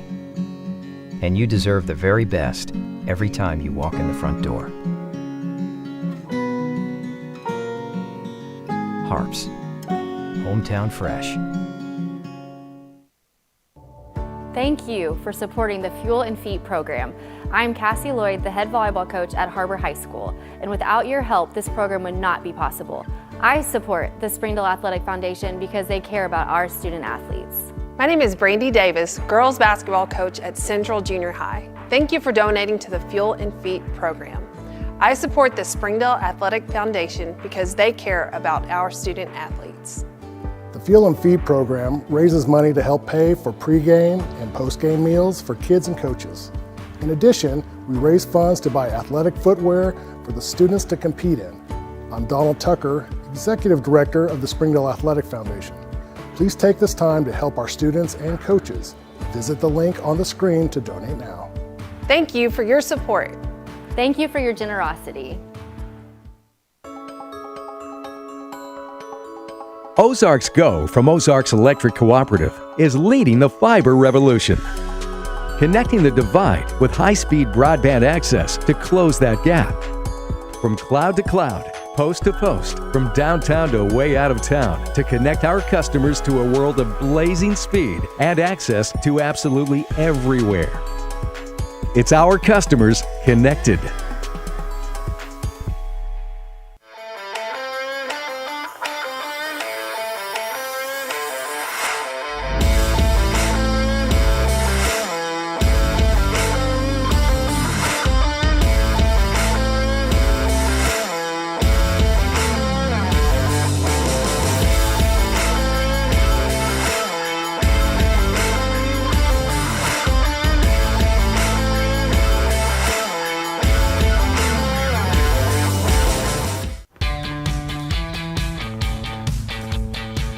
Goodbye, paperwork. Hello, convenience. Farewell, waiting. Hello, personal service. Catch you later, dreaming. Hello, planning. Buy your dream home, connect with a personal banker, and easily schedule an appointment with digital tools from Arvest Bank. Goodbye limits, hello possibilities. Joe and Larry here with Sam's Furniture. We just wanted to thank you for your business and to let you know that your purchase helps serve so many people. That's right. The culture here at Sam's is to love and serve others in our community and around the globe. So when you buy at Sam's, part of your purchase goes to support one of the many organizations we partner with. You enable us to invest in our children, teachers, veterans, development in Africa, and distributing wheelchairs to those in need around the world. You are a part of this. So from the Sam's Furniture family to yours, thank you. I'm Don Strubing. It's because of the generosity of people like you we are able to fully support the Fuel and Feed program. For this, we thank you and appreciate your help. I support Springdale Athletic Foundation because they care about our student athletes. My name is Zach Arns. I'm voice of the Springdale Bulldogs. Thank you for donating to the Fuel and Feed program. I support the Springdale Athletic Foundation because they care about our student athletes. The Fuel and Feed program raises money to help pay for pregame and postgame meals for kids and coaches. In addition, we raise funds to buy athletic footwear for the students to compete in. I'm Donald Tucker, Executive Director of the Springdale Athletic Foundation. Please take this time to help our students and coaches. Visit the link on the screen to donate now. On behalf of Springdale Schools Athletics, I want to say thank you. Thank you for your support. Nothing says game day like good friends and great food. And at Slim Chickens, we know great food.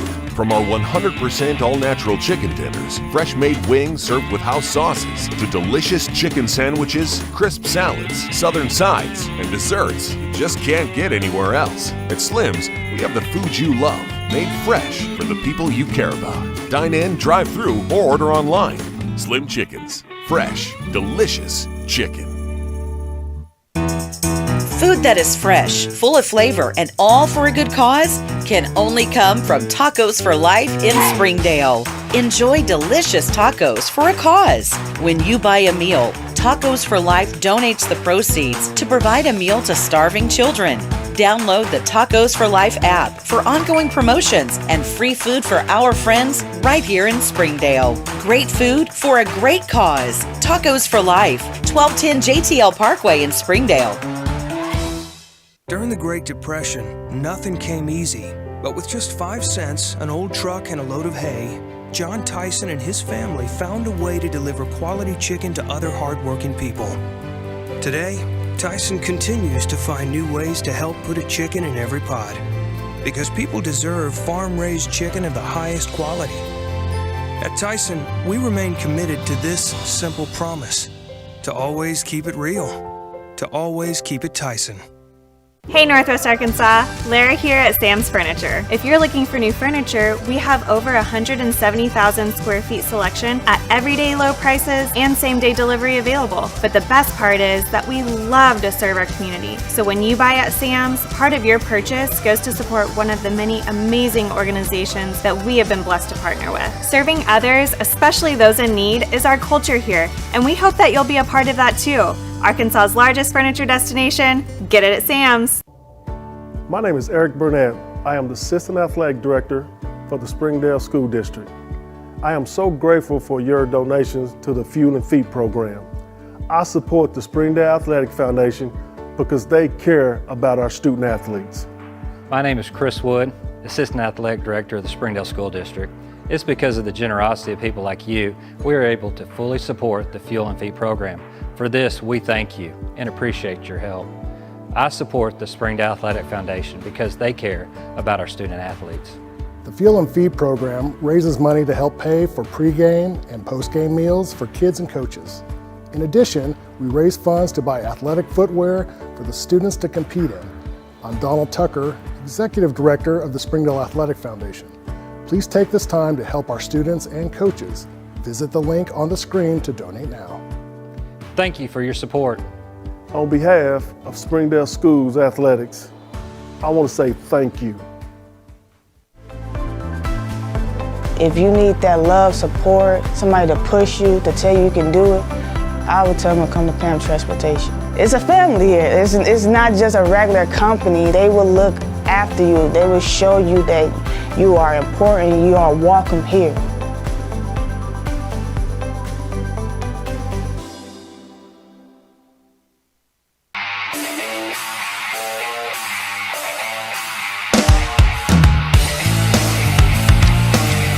Jackson Comey weaves through, gets to the ball, and one play,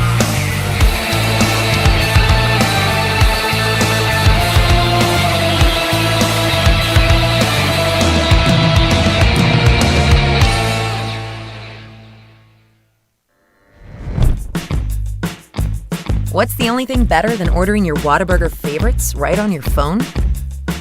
Earning free Whataburger while doing it. Download the Whataburger app to get started, just like you like it.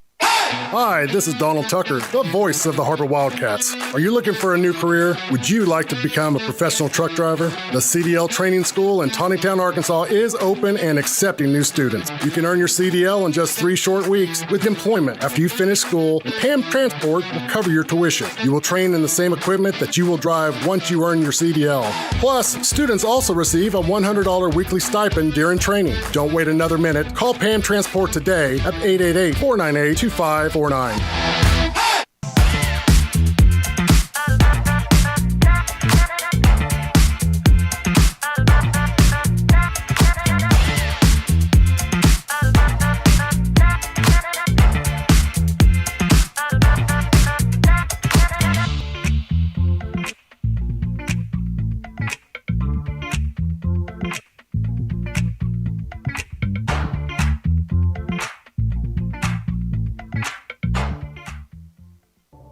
Thank you for supporting the Fuel and Feet program. I'm Jared Park.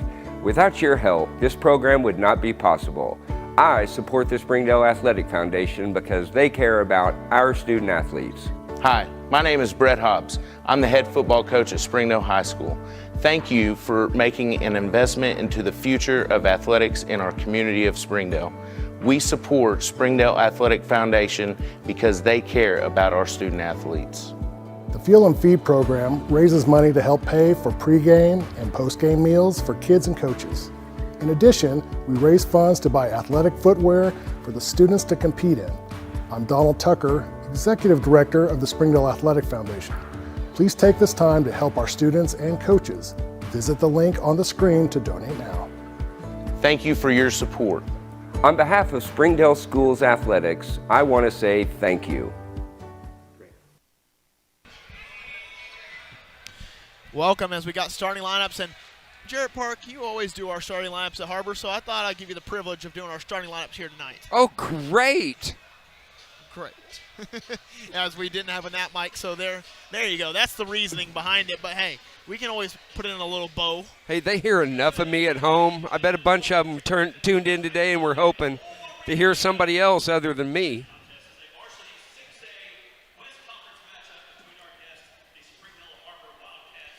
As we get to the starting lineups, Wildcats, I already see Menifee in the starting lineup. A very interesting move. Little switch up for us. Muldrew, that's a steady starter. Steady starter again, and Jackson Conley. Hayden Wood, another one. And here we go. This is where it gets a little interesting. Connor Menifee will start, and so will Taven Bledsaw. Marlee will come off the bench. Maybe they didn't like the green shoes, because I noticed earlier he's wearing new shoes today. I've seen the pink or whatever we're going to call that fuchsia that Jackson Conley's wearing, but we got the mean greens on tonight. The Grinches is what the Grinch shoes, and then Conley's got the reverse Grinches on. I know me some shoes. And now we got the starting lineup for the Bentonville West Wolverines. Jeff Coate.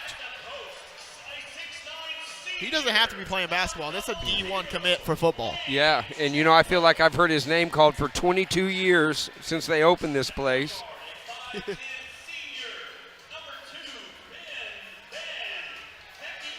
Ben Van Hecky as well. Landon Price did not start last time when these two teams met, but he was a very instant impact on the bench for the Wolverines. Quentin Thompson will start as well.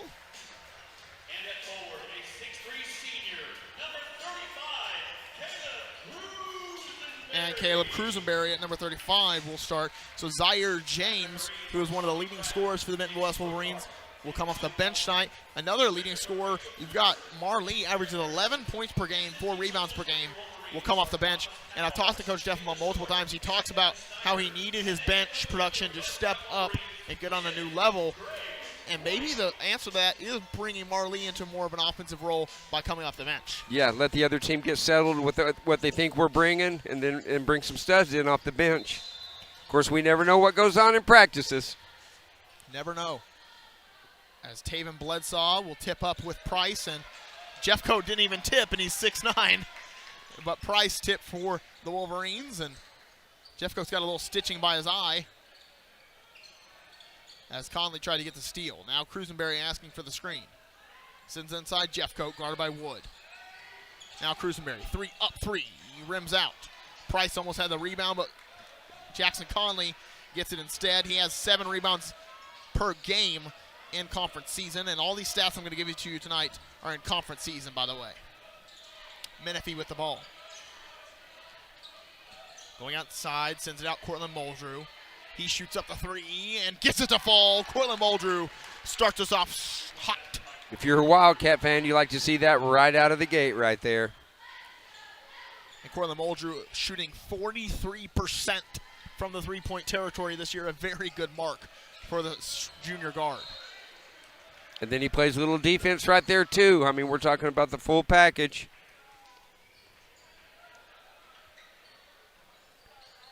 As Van Hecke has it for the Wolverines. Gives up Cruisenberry. I'm surprised they haven't gone for some inside action as the Wildcats kind of hurting inside with the loss of Jabari Washington. As Landon Price, he's looking to go inside, sends it out though. Now Thompson going inside for the shot, doesn't get it to fall. Wood with the rebound. And I've said it multiple times and I'll say it again. Wood is the best rim protecting player for this Wildcat team. He does a great job of just threatening so many shots and influencing them. Yeah, he gets a little overlooked right here on our team. Some of our other players a little flashier, but I'm telling you, he'd be averaging 25 on any other team in the 6A West. 9 points per game on probably 4 attempts per game is last time I checked. As Jackson Conley with a steal, now one-on-one, sends it to Muldrew, and he'll get the layup to fall. Cortland Muldrew with a quick 5 for the Wildcats. Like that good team basketball, he could have took that up and forced it. He knew to pass it off, and let's get an easier shot. Cruisenberry now with the ball. Looking for the screen from Jeffcoat. Refuses it. Sends inside Price. Price maintains it. Sends it out. Thompson up 3. No good. And Wood with a rebound. And this is the battle of the 1 and 2 seed from last year as the Wolverines had the 1 seed. Wood goes inside for dunk time. Hayden Wood. Like to see that. We haven't seen him have very many game time dunks this year, and I mean that's setting a precedence right here 2 minutes into the ball game that, hey, Woody's come to play. Woody has come to play. 2 rebounds and a slam jam. Thank you, ma'am. Oh, he stole it. I was about to say it. There you go, Jared Park. As we'll stay right here actually. 5:54 left to go in the first quarter, 7-0 our score as the Wildcats have come out explosive on the offensive end. And when I say explosive, I mean the 2 ball is working for the Cats. Yep. And like I said, unselfish play. We've made good passes. We're going to let the guy with the easiest basket shoot it. Love that. Van Hecke now with the ball, and you see a little 2-2-1 press by the Wildcats. As Van Hecke sends it over Wood with a possible steal, but out of bounds. I don't know if they count that as a steal in huddle or not, but almost was. As Thompson gets it inside. Almost doesn't get you very far, Connor. Yes, I understand. As Jeffcoat gets it, Jackson Conley has been threatening that little double team every single time Jeffcoat has touched it. Now Cruisenberry. Sends over Van Hecke. Inside Thompson. Tries to get it to Cruisenberry. Jackson Conley with another steal, going in transition, putting up the layup and gets it to fall. Jackson Conley with 2 points, and you see the 3-headed monster of the Wildcats really working hard. 5 points for Muldrew, 2 points for Conley, 2 points for Wood. With a 9-0 run for the Wildcats. Jeffcoat sends it up Cruisenberry. Now to Thompson. Guarded by Muldrew. Now wide open 3, Price. Up and good. Landon Price starts up the scoring for the Wolverines. Contested too, Conley right in his grill. As Muldrew with the ball. Now Conley sends it Menifee to Muldrew, guarded by Van Hecke. Pulls back, 3-pointer, dare I say in fuego. In fuego, he's on fire. Dan Patrick saying right there as Cortland Muldrew on fire for the Wildcats. He's got 8. Three up, three no good, and a foul is called on the floor, or no, on the shot, I should say. No, on the floor. Lane Jeffcoat will pick up the foul. You're a little aggressive in the paint on there on a rebound. Marlee will come into the ball game, replacing Menifee. I'll tell you talked about Jabari's getting hurt. Never anything good comes out of, kids getting hurt.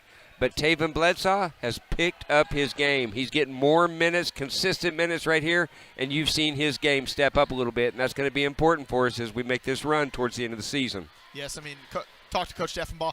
He said the next man up mentality is very crucial for this team at this point in the season, losing Jabari Washington at almost the halfway point. It was one game away from the halfway point of conference season and loses arguably one of your best players on the team in Jabari Washington.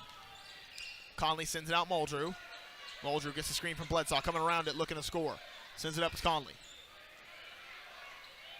Conley sending it back to Muldrew. Muldrew's got Thompson. Fadeaway jumper, short. Jeffcoat with the rebound. May got tipped right there. As Van Hecke has it. Jeffcoat over to Price. Price had a brother that played for the Wolverines as well. Was a very good player for them, an all-conference player. As that one's out of bounds off of the Wildcats, that'll stay with the Wolverines. Conley and Jeffcoat both going for the ball right there. Zaire James will come into the ball games, as well as Jackson Brust. Brust can get hot quick. I've seen him shoot some threes over the years. The senior guard. As Zaire James will now have it. He's guarded by Wood. Wood picks up the assignment pretty much every night. Him or Conley will pick up the best player every night. Or Muldrew some nights. That's the advantage that these Wildcats have. They have three really, really good defenders. Yeah, I mean, you look back like the Little Rock Central game. I mean, Woody shut Honor Boateng down. But now we've got two or three kids that can step up. We get in a little foul trouble. We got kids that can step up on D. Zaire James sends it back out to Van Hecke. Now to Cruzenberry. Looking for a back-cutting Zaire James. Van Hecke shoots up the three instead. And rebounded by Jackson Conley. And now Wood in transition. Going inside, fadeaway jumper. And that one a foul called on Zaire James. Little late whistle. I thought they were going to miss that one right there, but it was right on the elbow. That'll send Hayden Wood to the line, shooting 2 free throws for the Wildcats. He's looking aggressive on the offensive end tonight. And I've talked to Coach Deffenbaugh multiple times, that's why I keep bringing it up, but talked to Deffenbaugh, and he said, when you've got an aggressive Conley on defense and an aggressive Wood on offense, that's a successful recipe for the Wildcats. Yeah, true that. As Hayden Wood will sink the first free throw. He's got 3 in the ball game. We easily can get scoring from 4 or 5 guys, and there's a lot of teams that would like to have that comfort. When one's off, another one can step up. That's the advantage that these Wildcats have. They have a 4-headed monster in Marlee, Hayden Wood, Cortland Muldrew, and Jackson Conley as Wood misses the second free throw. And then our 5 spot, I mean, it's wide open. So many good guys. Menifee, I mean, Haskins coming off the bench. Bledsaw has filled that role pretty well, as you talked about earlier. Is now Brust with the ball. Sends it. Conley read the pass. 2-on-1. Jackson Conley slam-a-jam for Jackson Conley. I like it. You can always tell when he takes that quick step, you know he's going to be bringing it hard. 4 in the game for Jackson Conley. 14-4 our score. Zaire James going baseline. Might have got touched on the play. That one going to be called on Marlee. Little bump there. Mar didn't like that one, but he did. I mean, you want to hedge him over there to this baseline. You just can't do it with your shoulder. Van Hecke will inbound for the Wolverines.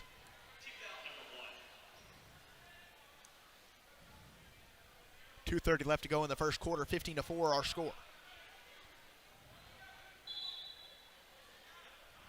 The Wildcat scoring been very concentrated, and 3 players, Wood, Conley, and Muldrew, have all the points for the Wildcats.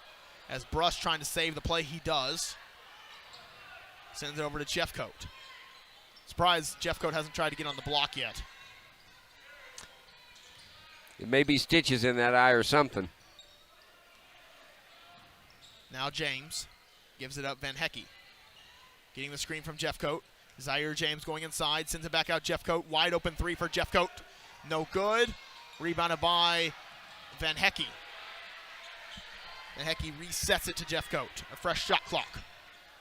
Back to Van Hecke. He'll shoot up the three. No good. Rebounded by Conley. Conley's got a lot of boards already tonight as he sends it up Wood. Wood down low to Muldrew. Muldrew sends it out Marlee. Up three. Nothing but net for Marlee.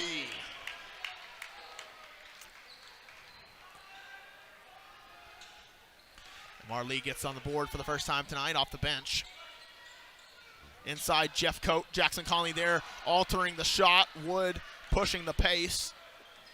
Sends it over to Marlee. Exact place he was just at. And another one. Straight butter for Marlee. I believe that's 4 for 4 from three-point land for the Wildcats. We're going to be hard to beat. We may shoot those percentages. 2 for Muldrew, 2 for Marlee. Now Jeffcoat gives it up Van Hecke. Now a double team on Van Hecke. Muldrew with a steal and a foul on Van Hecke, stopping the play. In the NBA, that'd be a transition take foul, but we don't have that in high school yet. Right.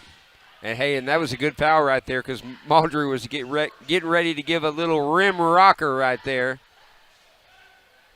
As Conley will inbound. I've got a lot of sayings to go through tonight from a lot of legends, so we'll get through them.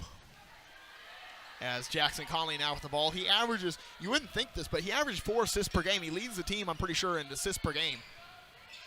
Or he's tied with Muldrew for 4 assists, actually. Wood comes around the screen, 3 up, no good. Rebounded by Jackson Conley. He'll shoot up the 3. Good! Jackson Conley from downtown. Conley said, I haven't had one of those yet. Give me that. Yep, 5 for 5 now in the ball game are the Wildcats from the three-point territory. 20 seconds in the first quarter left to go. Conley has threatened that double team all night. Price, 3 up, short. Rebounded by Thompson, and he must have stepped out of bounds, and that'll go the other way. The Wildcats will have the last shot if they wish so. 24-3, our score. Thought they were going to get Maher with another bump right there. And I think so did Coach Deffabaugh. Muldrew with it. He has 9. Now 8. Now 5. Muldrew kind of did the fadeaway 3. Now another one, and will be fouled on the play. He was looking for the foul on the initial Oh, they're going to call that on the floor, but he was definitely shooting. He bailed because it was a late whistle right there, but I believe that should be 3 free throws. Quentin Thompson will pick up the foul, his first personal, as that's on the floor, but it doesn't matter. That's 5 fouls. Wait, no, that's 4 fouls. They beat me on the board. So that will be sideline out of bounds with 2 seconds left to play in the first quarter for the Wildcats. That's Coach, I think that's Coach Tommy Deffabaugh with the timeout. He'll call a 30-second, so we'll keep it right here. 24-3, Coach Deffabaugh wanting a basket on this one. Yeah, wasted a 20-second timeout there. 2 seconds left here. I say wasted. That's why I'm sitting up here with a mic in front of me and not with a whistle doing the coaching. Yes. 3-24, a 21-point lead for the Wildcats here in the first quarter of action. They've got 2 seconds. It takes exactly 0.3 to get a shot up. Got time for a dribble right here. Muldrew, fadeaway 3. Will he make it 6 for 6? He won't. So the Wildcats go 5 of 6 from three-point territory to end the first quarter, and they end it with 24 points. They're on pace. Let's see. That 92? Would be 96. 90. I think it's 92. No, you're right. 96. Okay. I know everybody thinks I'm just a pretty face, but I also got some math. Well, I've got the hair, but I don't got the math skills. I can tell you that. That was a shot. As we'll send it to a quick commercial break, we'll be right back here on Springdale Athletic Foundation Television. Accidents are never planned. But no matter how small, every emergency that involves a child is a big deal. It's everything. That's why we're here.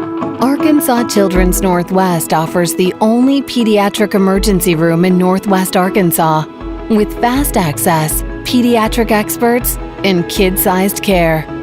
Peace of mind when you need it most. Welcome back, 24-3 our score, a 21-point lead for the Wildcats here to start the second quarter with a fresh 8 on the clock as Hayden Wood will inbound and Muldrew will have it.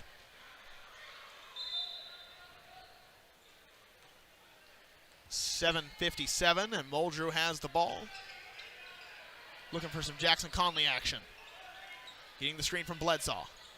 Sending over Wood. Wood. I thought he was going to get into his mid-range game. Sends it out. Marley, three-pointer, up, short. As the student section of Bentonville West Wolverines yelling air ball. As now Cruzenberry has it. That air ball chant doesn't sting as bad when you're 2 for 3. Yeah, exactly.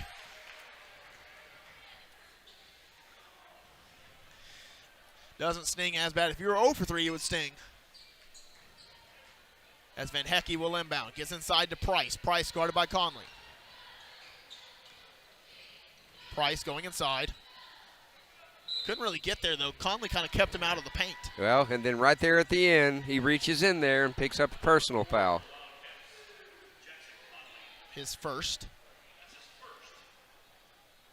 Not a lot of fouls on the Wildcats so far. Only 2 fouls called on them, and they're a very aggressive defensive team. I thought they had the fouls messed up there in the first quarter. I didn't want to say much because it was 4-1. As Muldrew going the other way, gets kind of stopped by Thompson. And that'll be the second on Quentin Thompson. That's one way to slow him down is to hack him. The Hack-a-Muldrew. If you remember back in the day, the Hack-a-Shack. The Hack-a-Shack. I mean, they changed the NBA. It's still going on with multiple different players. As Muldrew brings it across the timeline, he'll set up the offense. Now Jackson Conley. Little back screen had Muldrew open for a second. Now they're looking for the post-up action against Van Hecky. Muldrew inside. Offensive foul called on Muldrew as he kind of got the little arm extension. Hey, you can back up there with your booty a little bit, but you can't extend that arm right there. That was a pretty easy one for the ref to call. But I like the aggressiveness right there by Cortland. Liking to get aggressive down low against Van Hecky, a smaller defender.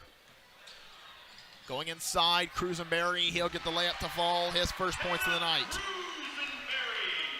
5-24.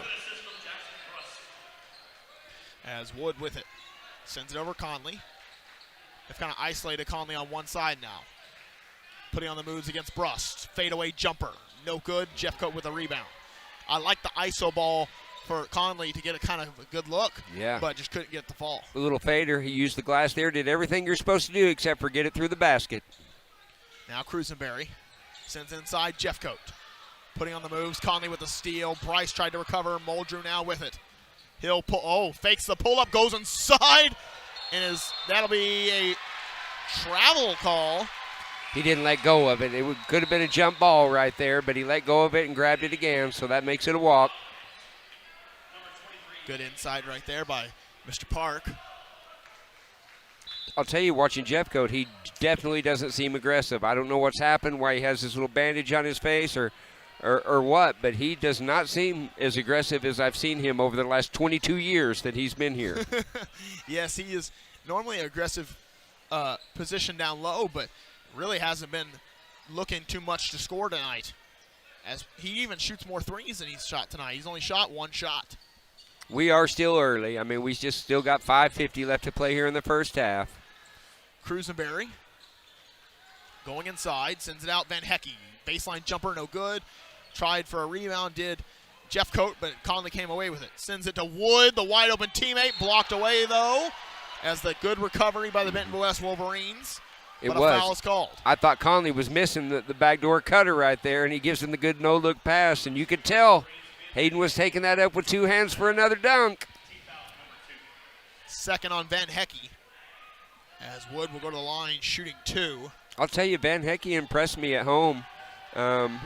Shorter guard, boy, he's got some hops. He does have some hops.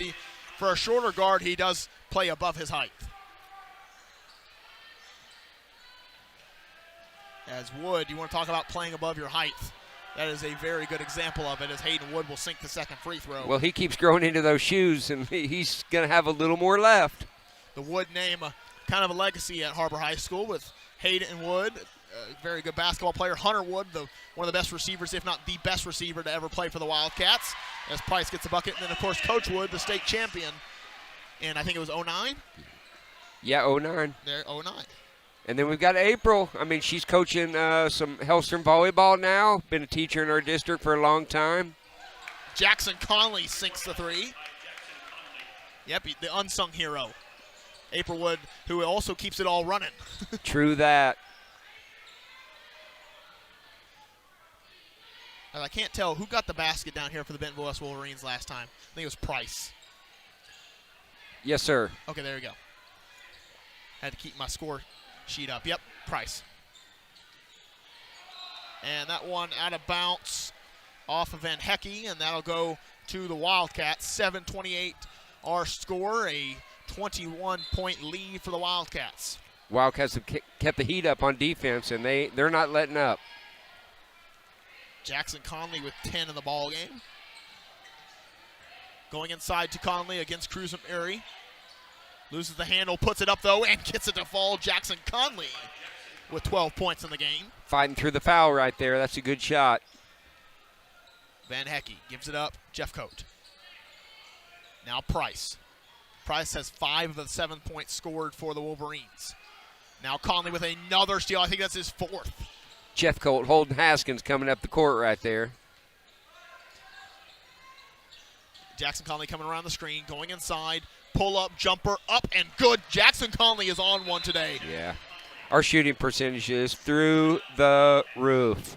Jackson Conley is just doing a good job of getting buckets when he needs to, and really is a good sign. He has 14 already. He averages 13 points per game in conference play, so he's already beat his average, and we're in the first half of action.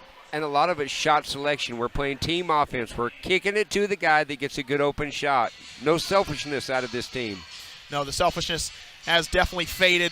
You saw it a little earlier on the season, but not at all in this ball game, and they haven't really shown it recently either. They've been able to play some good team basketball. Well, it's hard. You know, we got a lot of really good players here, and everybody's kind of figuring out their role. It's a great job by Coach Defabaugh. Everybody's kind of feeling their place right now, and what they're realizing is when I do my place, good things happen for me too. Exactly.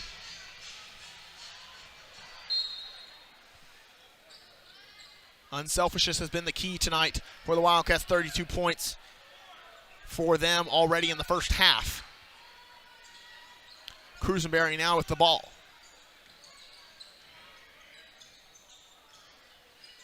Gives it up Jeffcoat. Now to James.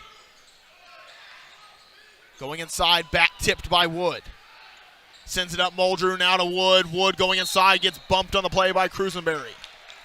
Hey, Hayden playing aggressive tonight. He was ready to throw another one down right there. You don't normally see Wood go for the dunks, but he got that first one. He's feeling it. Hayden Wood struggling from the free throw line tonight, but at the same time won't go back there again. He shot 4 free throws so far, and I think he's only made one of them.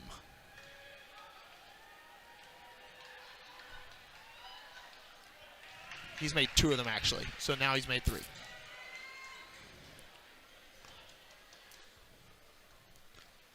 Hayden Wood will look for another one at the free throw line and sink it. Opposite of the commentator Jinx right there. Cruzenberry now with the ball, gives it up Van Hecky. Now to Zaire James, who's been auspiciously quiet for the Wolverines tonight. Cruzenberry sends it over Jeffcoat. Wood allowing that to happen if Jeffcoat wants it. Now Brust. Over to the corner. Cruzenberry resets. So the Wildcats doing a great job of keeping this Wolverine team out of the paint right now. Zaire James with it. Coming around the screen, gets fired on it. Still with it, sends it up Van Hecky. 3 on a prayer, and no good. Now Muldrew with it. Coming around Brust. Putting on the moves, going inside. Puts up the shot, kind of blocked away by Jeffcoat. They're going to call a jump ball. That was the right call. It was. Jeffcoat did a good job of staying on the floor right there, letting the shooter come to him. He got that big old paw up. Jeffcoat heading over to the bench. He probably has to go over there and have a Subway sandwich about every 2 minutes to keep his weight up. Yes, he is a D1 football player.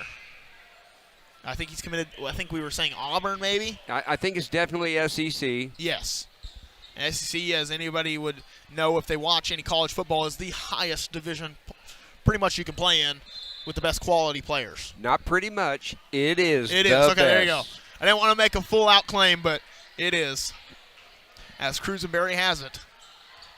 Arkansas needs to step up their level in the SEC a little bit. Let's talk about the Wildcats. As Van Hecky with it against Marlee. Sends it to the corner. Brust. 3 up 3. No good. Rebounded by Marlee. He'll go the other way. Now Menifee. Back to Marlee. Tipped away. Van Hecky trying for it. Marlee maintains. Menifee inside to Bledsaw. Mid-range jumper up and good. That mid-range jumper has been solid from Bledsaw. Hey, if we get those points out of him right there, that's big time for the Wildcats. 2:07 left to play in the second quarter. 36-7 our score. Brust with it again, guarded by Menifee. Now James. Inside. Now back to James. Back tipped by Conley. Inside out and offensive a blocking foul. foul. A blocking foul called on Bledsaw. Thought Bledsoe did a real good job moving his feet right there. I wish we had a Jumbotron to see a replay of that. I thought he did a great job of sliding over and setting his feet.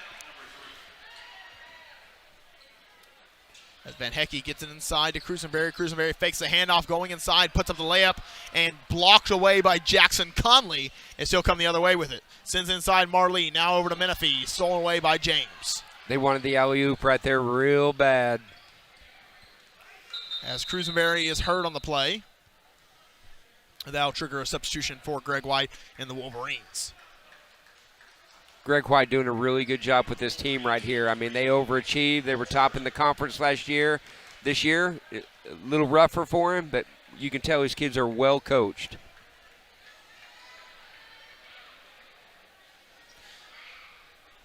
As Zaire James now with the ball.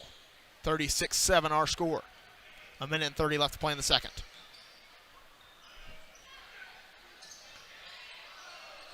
Jackson Conley defending. Almost got the steal. No, does get the steal. As Brust with the transition take foul. Jackson Conley goes and dunks it instead. Yeah, they're going to call that in. That's going to be a technical right there. He grabbed him on the breakaway. So that is a transition take foul then. I guess. I mean, I know you said that earlier, and I was trying to run through my rule book. You know, you're like us, and you go to high school games, college games, and watch pros on TV, and somewhere in the middle, the rules change a little. But, yeah, that's an intentional foul. Yes, intentional foul. There you go. That goes to Brust. So Jackson Conley will shoot the first free throw and gets the fall. He shoots about 55% from the free throw line.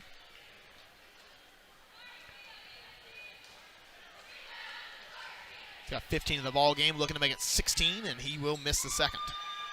The Wildcats will get the possession back. Cortland Muldrew going to sub back into the ball game for the Cats. For Hayden Wood. 37-7, so if this score remains the same, going into the fourth quarter, the sportsmanship rule will be in effect.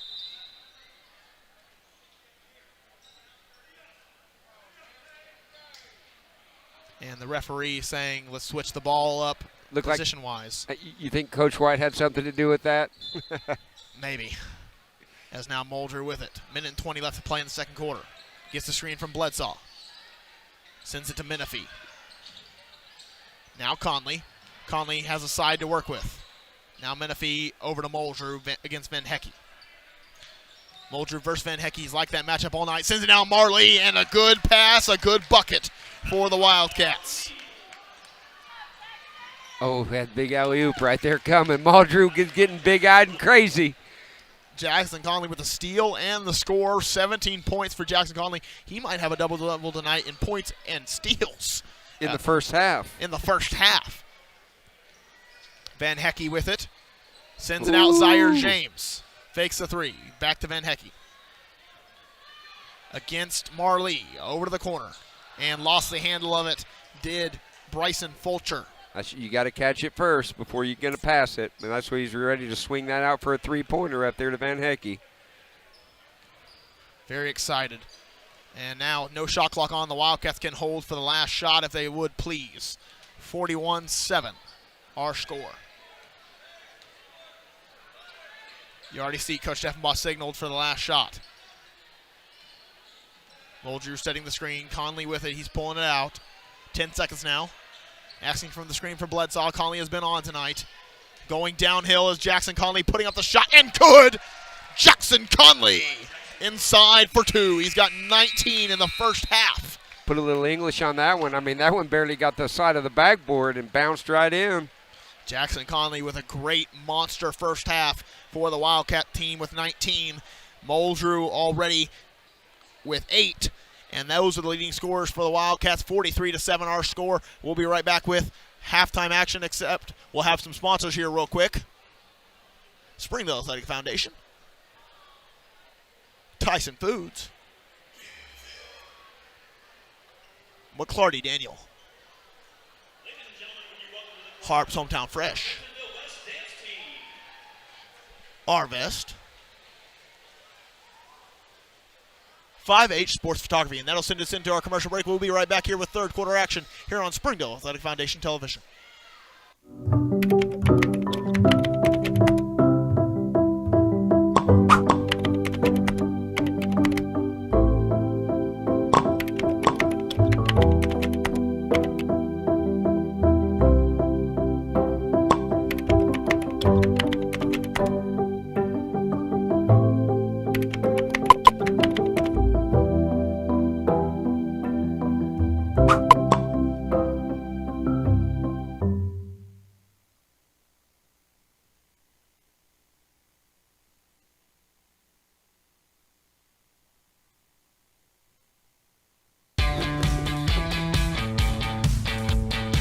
Goodbye, guessing. Hello, confidence. So long, stress. Hello, security. Farewell, running to the bank. Hello, banking from anywhere. Get a quick view of your balance, lock lost debit cards, and quickly deposit checks anywhere, anytime with the highly rated Arvest Go mobile app from Arvest Bank. Goodbye, limits. Hello, possibilities. Sometimes a dream car has nothing to do with horsepower or performance. My dream car is the one that gets me to my job every day. The one that lets me help a friend in need. I didn't think I had the credit. My credit score wasn't that good. But Car-Mart believed in me. They believed in me. My dream car? A 2016 Nissan Sentra. What's yours? America's Car-Mart.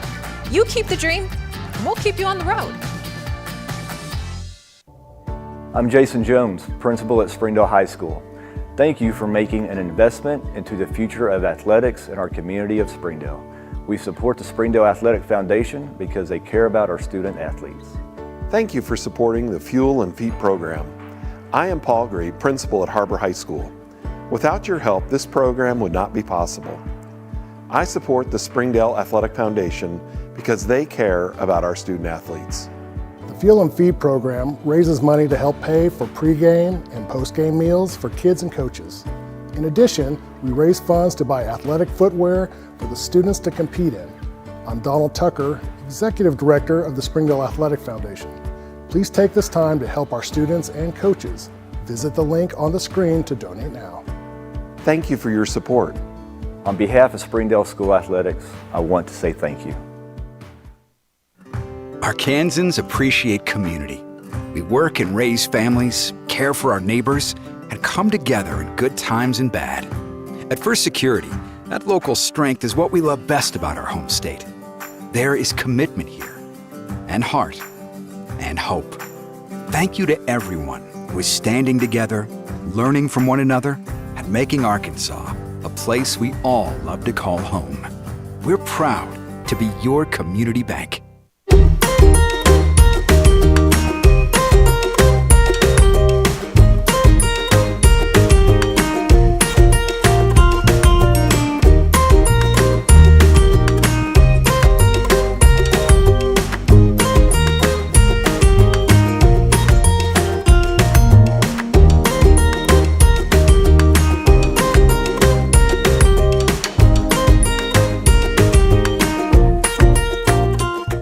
Try the 3-and-3 meal at Slim Chickens.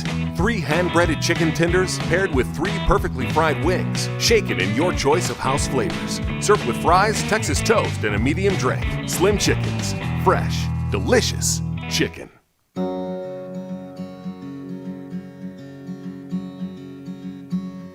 Hometown. That word still means something here. It means we're neighbors. We do the right thing. We care about your family. And you deserve the very best every time you walk in the front door. Har-Ber's. Hometown Fresh. Thank you for supporting the Fuel and Feet program. I'm Cassie Lloyd, the head volleyball coach at Har-Ber High School, and without your help, this program would not be possible. I support the Springdale Athletic Foundation because they care about our student athletes. My name is Brandy Davis, girls basketball coach at Central Junior High. Thank you for donating to the Fuel and Feet program. I support the Springdale Athletic Foundation because they care about our student athletes. The Fuel and Feed program raises money to help pay for pregame and postgame meals for kids and coaches. In addition, we raise funds to buy athletic footwear for the students to compete in. I'm Donald Tucker, Executive Director of the Springdale Athletic Foundation. Please take this time to help our students and coaches. Visit the link on the screen to donate now. Thank you for your support. Thank you for your generosity. Ozarks Go from Ozarks Electric Cooperative is leading the fiber revolution, connecting the divide with high-speed broadband access to close that gap. From cloud to cloud, post to post, from downtown to way out of town, to connect our customers to a world of blazing speed and access to absolutely everywhere. It's our customers connected.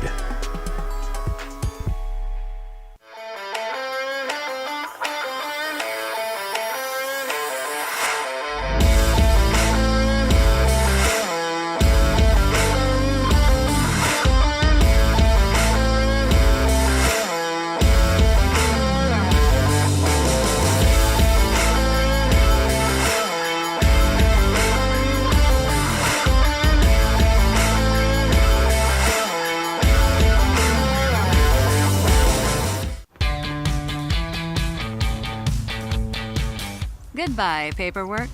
Hello, convenience. Farewell, waiting. Hello, personal service.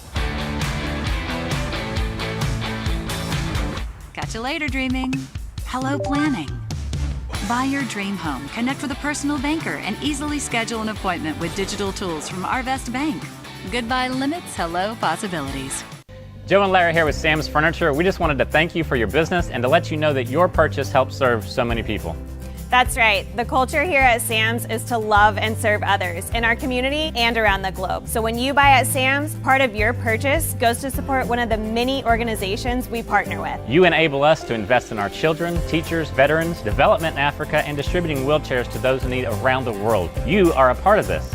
So from the Sam's Furniture family to yours, thank you. Welcome back, 43-7 our score, and that's a lot of math for me. 36-point lead for the Wildcats going into the third quarter. And really, what was the story of that first half, Mr. Park? Hey, teamwork. I mean, that's all you can say is team chemistry, teamwork. Yeah, I mean, just doing a great job of playing together. And, I mean, we confirmed with April Wood, that's Hayden Wood's first dunk First in a game game. dunk. Hey, and it was a good one, two-hand throwdown. Two-hand throwdown, that's how you want to start it off. Many more to come, we hope. I know. Can you remember your first game dunk, Connor? Yes, I can remember the one time I got off the bench. On that Nerf hoop? Yes. With the hoop hanging over your door? Yeah, that's pretty much all I got. Thank you, Jared Park, for pointing that out. Hey. I was not the star player. I always like to say the joke is my mother scored 3,000 points in high school. My brother scored 2,000, and I scored 3. So if we go by golf rules, I win. Yeah, well, you're in the stat book regardless. Exactly, but I didn't play varsity minutes. I was in sophomore game. So I don't know if that counts, but hey. Those count. Those count. Especially when you're telling stories later. You'll even forget the junior varsity part.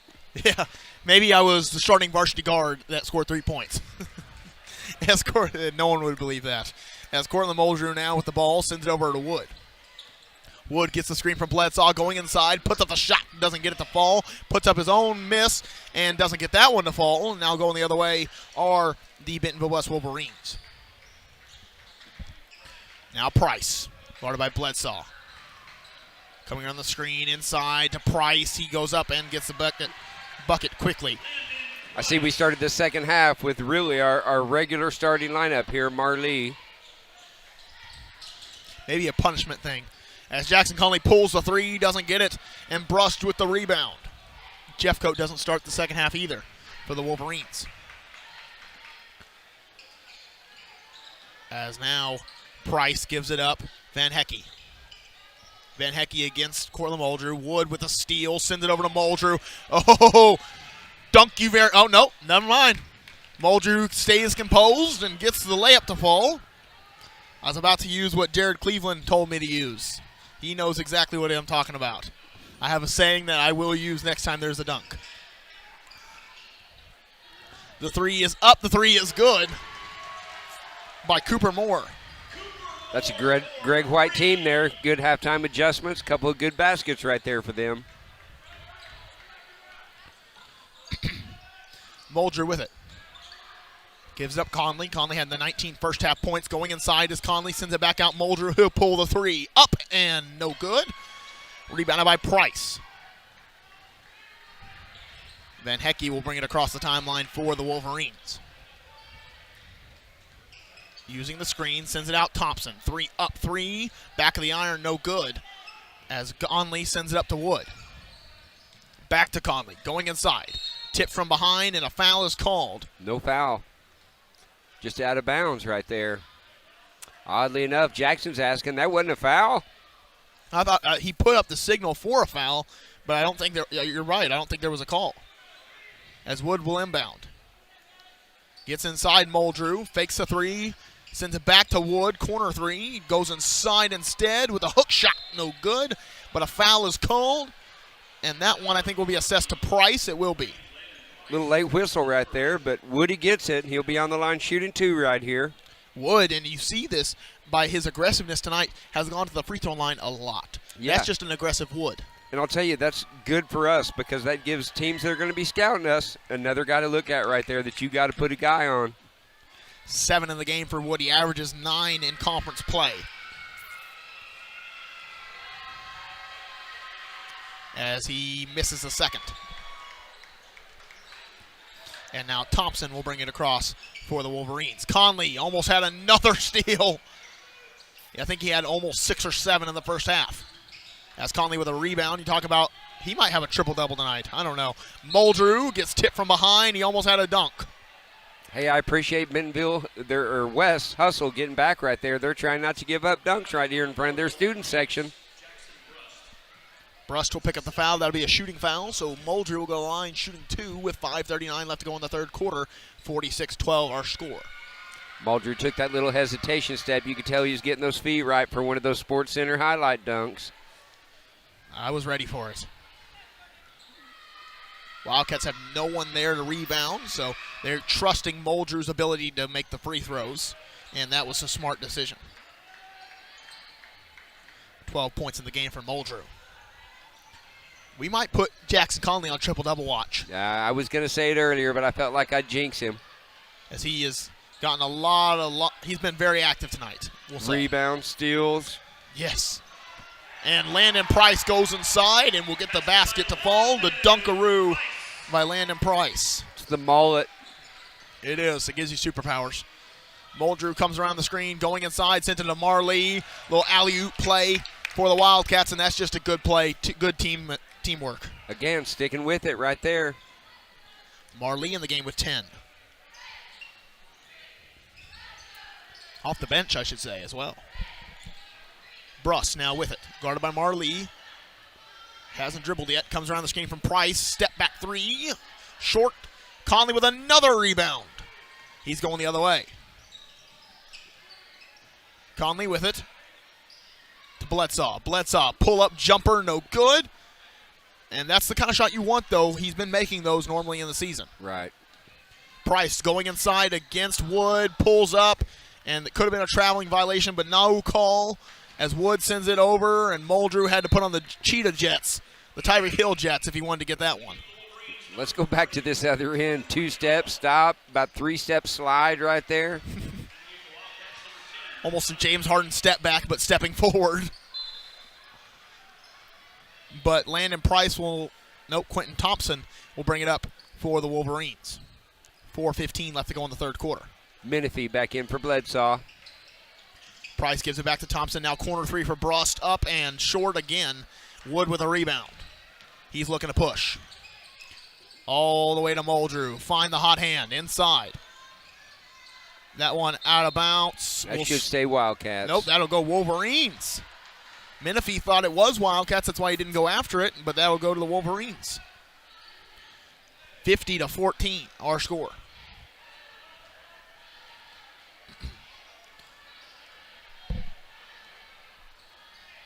Now Price looking for a back cutting, and that, I don't know if that'll be a Steele Conley, but he definitely influenced his. Muldrew! Dunk you very much. Dr. Duncanstein with Dr. another Duncanstein. one. And that was a good one. He didn't slow down right there. He just decided, I'm going to take it right to him. Quentin Thompson inside will be fouled on the play, I think by Menifee or by Muldrew. I think it was definitely Menifee, and I thought he did a good job of just getting those hands up in the air. Menifee will pick up his first. Colton Tuck about to sub in for the Cats as Thompson will miss the first. Wood will come out, as well as Peyton Haskins will come into the game, replacing Marley. Hey, I'll tell you something I want to point out right here. How about the jazz band for West over there? I mean, they got about 12 kids. We got guitars, saxes, trumpets, drums. They're making some tunes down there. They were playing Up Down Funk earlier. I was dancing. Want to give a quick shout out to the Springdale Athletic Foundation. Donald Tucker doing a great job of bringing you all live event coverage of Springdale athletics. Whether it be Springdale or whether it be Har-Ber, we've got all the live coverage for you. As Muldrew now with the ball. Guarded by Brust. Over to Haskins. Corner 3, up, back of the iron. Conley almost had the rebound, but Thompson gets it instead, going the other way. Thompson over, 3, up 3, no good, air ball. And now Conley has it. Pushing the other way. Going inside, Thompson with a block, but a foul is called. As that one, I think, will go to Price. Haskins was asking for it right there. He run the court good. That one goes to Quentin Thompson, actually his third personal. Jackson Conley in the game with 19. Looking to make it 20 and 21.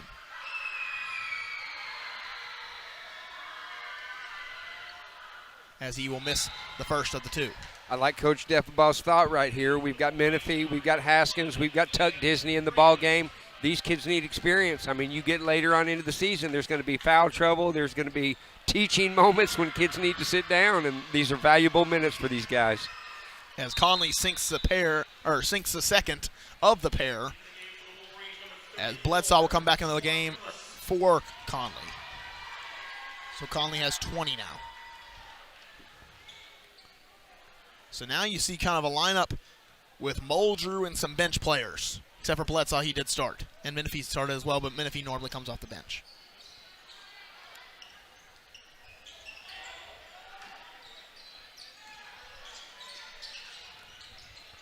Over.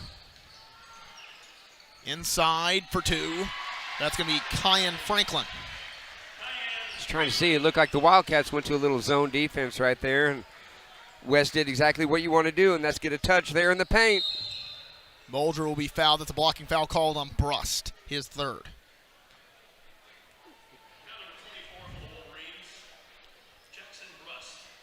As Muldrew will get the ball. Don't know what the confusion was there, but it gets inside to Muldrew instead.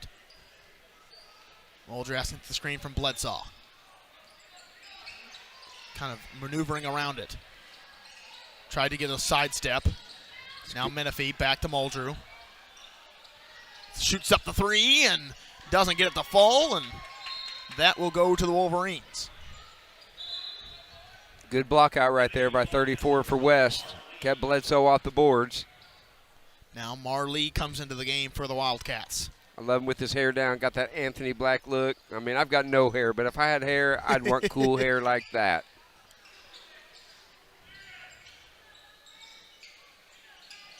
Gives it up. Now Franklin. Over to Bruss. 3 up, 3. Back of the iron, no good. Rebounded by Menifee. And he'll come the other way. A lot of good blocking out there by the Wildcats. Getting the screen from Bledsoe. Now Haskins in the corner. Going inside, putting up the shot. Doesn't get it to fall. Bledsoe with the rebound. Sends it back out. Marley putting on the moves. Doesn't get it to fall. And right now, from frustration, scoring the ball for the Wildcats. Wildcats. That's Wildcat ball. Haskins' head hit the floor awful hard there. You could hear it all the way up here.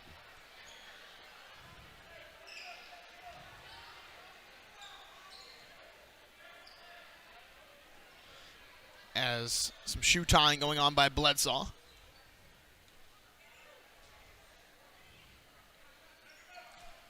And now Tuck Disney will have the ball. I thought it was always Tuck. It has him on the roster as Tuck. We're hyphen Disney. Got added there mid-season. There you go. Marley. Over to Haskins. Haskins gets it kicked away. Marley, deep 3. Rebounded by Franklin. Thought we had a foot out of bounds right there, but now the Wolverines signaling for a pick and roll action. Never mind. That's now Brust.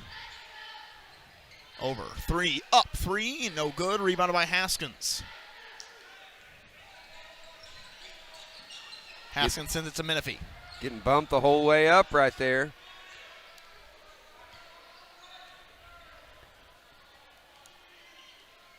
As now Menifee with the ball. Gets the screen from Haskins.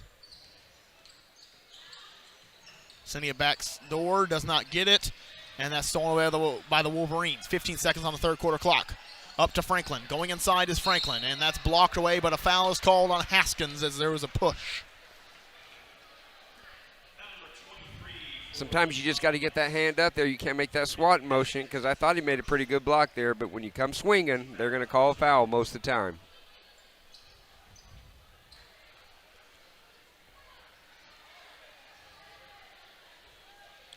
$11.3 left to play here in the third quarter. Looks like we are going to have the mercy rule heading into the fourth quarter. Here we go. Reisinger in for the Wildcats. There we go. The one of the two seniors on this Wildcat team, Connor Menifee, the other. And often the student section loves to cheer for him when he comes on. Not much of a student section here tonight for the Wildcats. There really isn't. I was surprised by that earlier. They probably couldn't afford the commuter flight to get up here. It is in Centerton, Arkansas. Otherwise known as Missouri.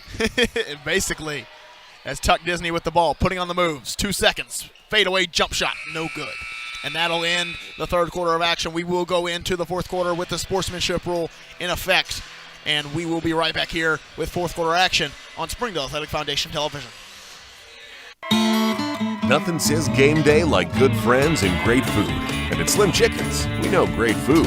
From our 100% all-natural chicken tenders, fresh-made wings served with house sauces, to delicious chicken sandwiches, crisp salads, southern sides, and desserts you just can't get anywhere else. At Slim's, we have the food you love, made fresh for the people you care about. Dine in, drive through, or order online. Slim Chickens. Fresh, delicious chicken. Food that is fresh, full of flavor, and all for a good cause can only come from Tacos for Life in Springdale. Enjoy delicious tacos for a cause. When you buy a meal, Tacos for Life donates the proceeds to provide a meal to starving children. Download the Tacos for Life app for ongoing promotions and free food for our friends right here in Springdale. Great food for a great cause. Tacos for Life, 1210 JTL Parkway in Springdale.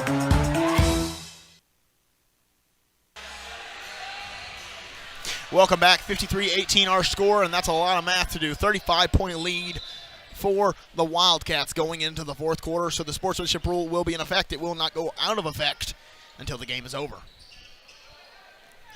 Zaire James into the game, as well as some what I like to call the JV stars or the JV bandits for both teams. Pelt, pull-up jumper, doesn't get it to fall. Brust with the rebound, doesn't get that one, and T.D. Mosby will come the other way. You want to talk about a JV phenom? There you go, T.D. Mosby going inside.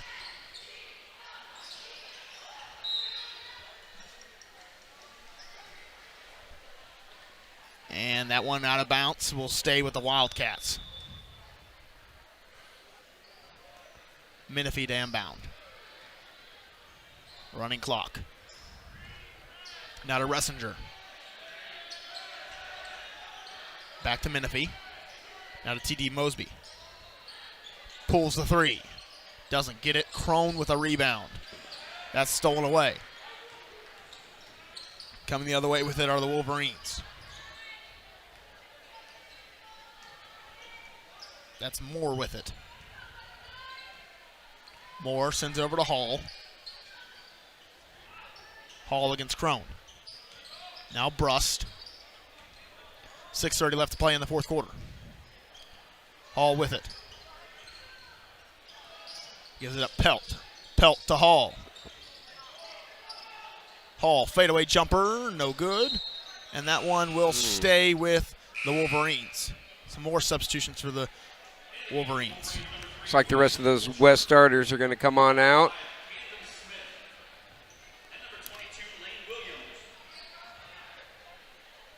Missing some players on my roster.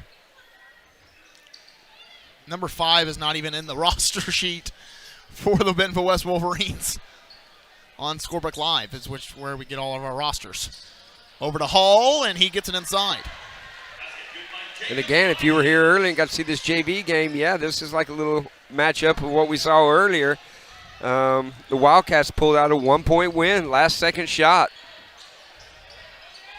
As that one tipped outside, or tipped out of bounds.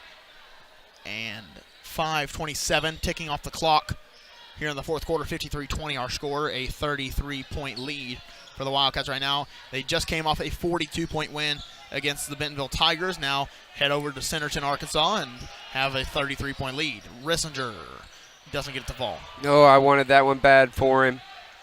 As Pelt comes the other way.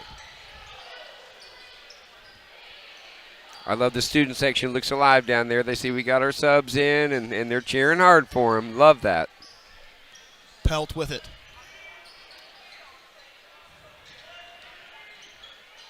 Now to the corner. 3 up. Could have been tipped.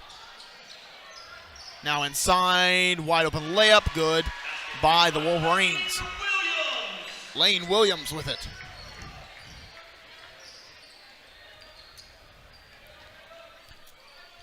T.D. Mosby going inside. Puts up the shot. No good. Rebounded by Crone and put up by Crone.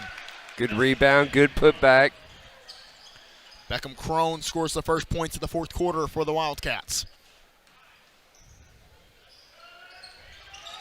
Now the Wolverines.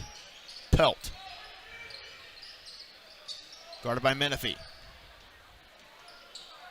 4:08 left to play in the fourth. Menifee with the steal going the other way. Sends it to Crone, and the layup good. Unselfish, good passing right there. It's got the Wildcat bench excited over there. Wildcat bench, when you see the starters, we saw it against Bentonville Tigers. When the starters went to the bench, they were very energetic to see their fellow teammates score, and that's what you want. Yeah, become the cheerleaders. The 3 up, the 3 short. Crone with a rebound. Now sent to Tuck Disney. Not everybody gets the same amount of play time, but everybody puts in the same work. So love to see these kids out here. Tuck Disney with it. Over to Mosby. Mosby, pull up, mid-range jumper.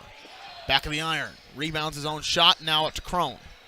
Crone going baseline, sends it over Ressinger. 3 up, 3. Back of the iron, no good. Rebounded by no one, and that's out of bounds off of the Wolverines. Oh, they missed that one right there. Off of the Wildcats, I guess. Ooh. Coach Deffelbaugh just shrugs his shoulders on that one. Philip Purith. I'd just go with T. Say a first name and T. Pranav T will sub into the game for the Wolverines. That's a hard name right there. Inside to Hall. Hall will go up with it and get the bucket. Hall's had some good minutes right here in the fourth quarter. We don't have a real post player in there except for maybe Crone. Mosby with it.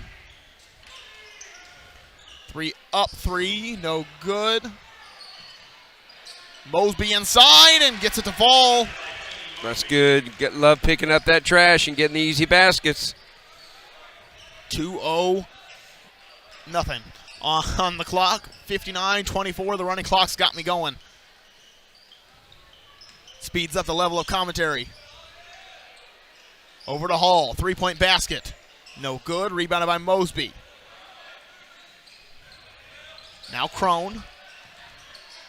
Outside, tipped out by Philip Purith. I think that's how we pronounce it. I don't know. I'm going with it. Menifee gets it inside to Tuck Disney. Inside for 2, no good. And going the other way are the Wolverines. Going inside, and that'll be a foul called on Tuck Disney. That's on the floor right there, so we're going to get a quick throw in right here. We're at 1 minute and 10 seconds left to play here on that running clock.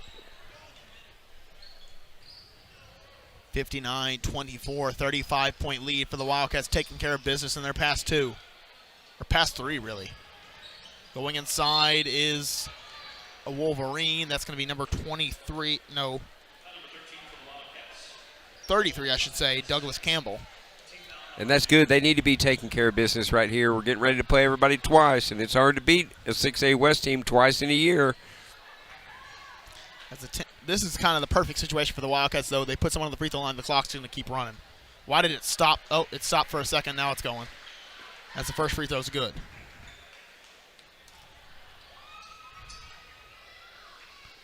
Douglas Campbell at the line, shooting the second, and he'll get it to fall. Some big games coming up for the Wildcats.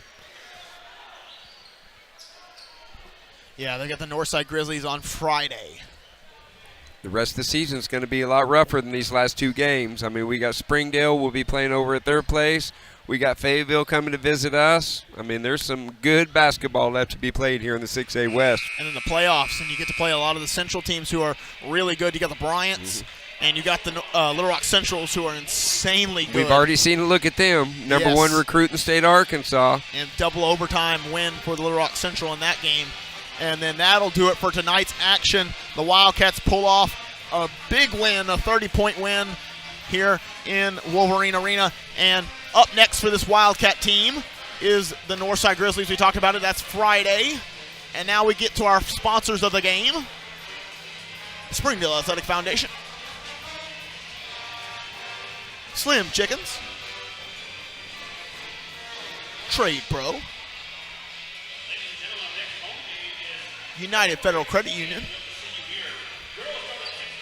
Toggles for Life. Storm Swarovski Orthodontics. And that'll do it for us tonight. On behalf of Jared Park, I'm Connor Jenkins. On behalf of Don Tucker and Jared Cleveland, we'll see you next time.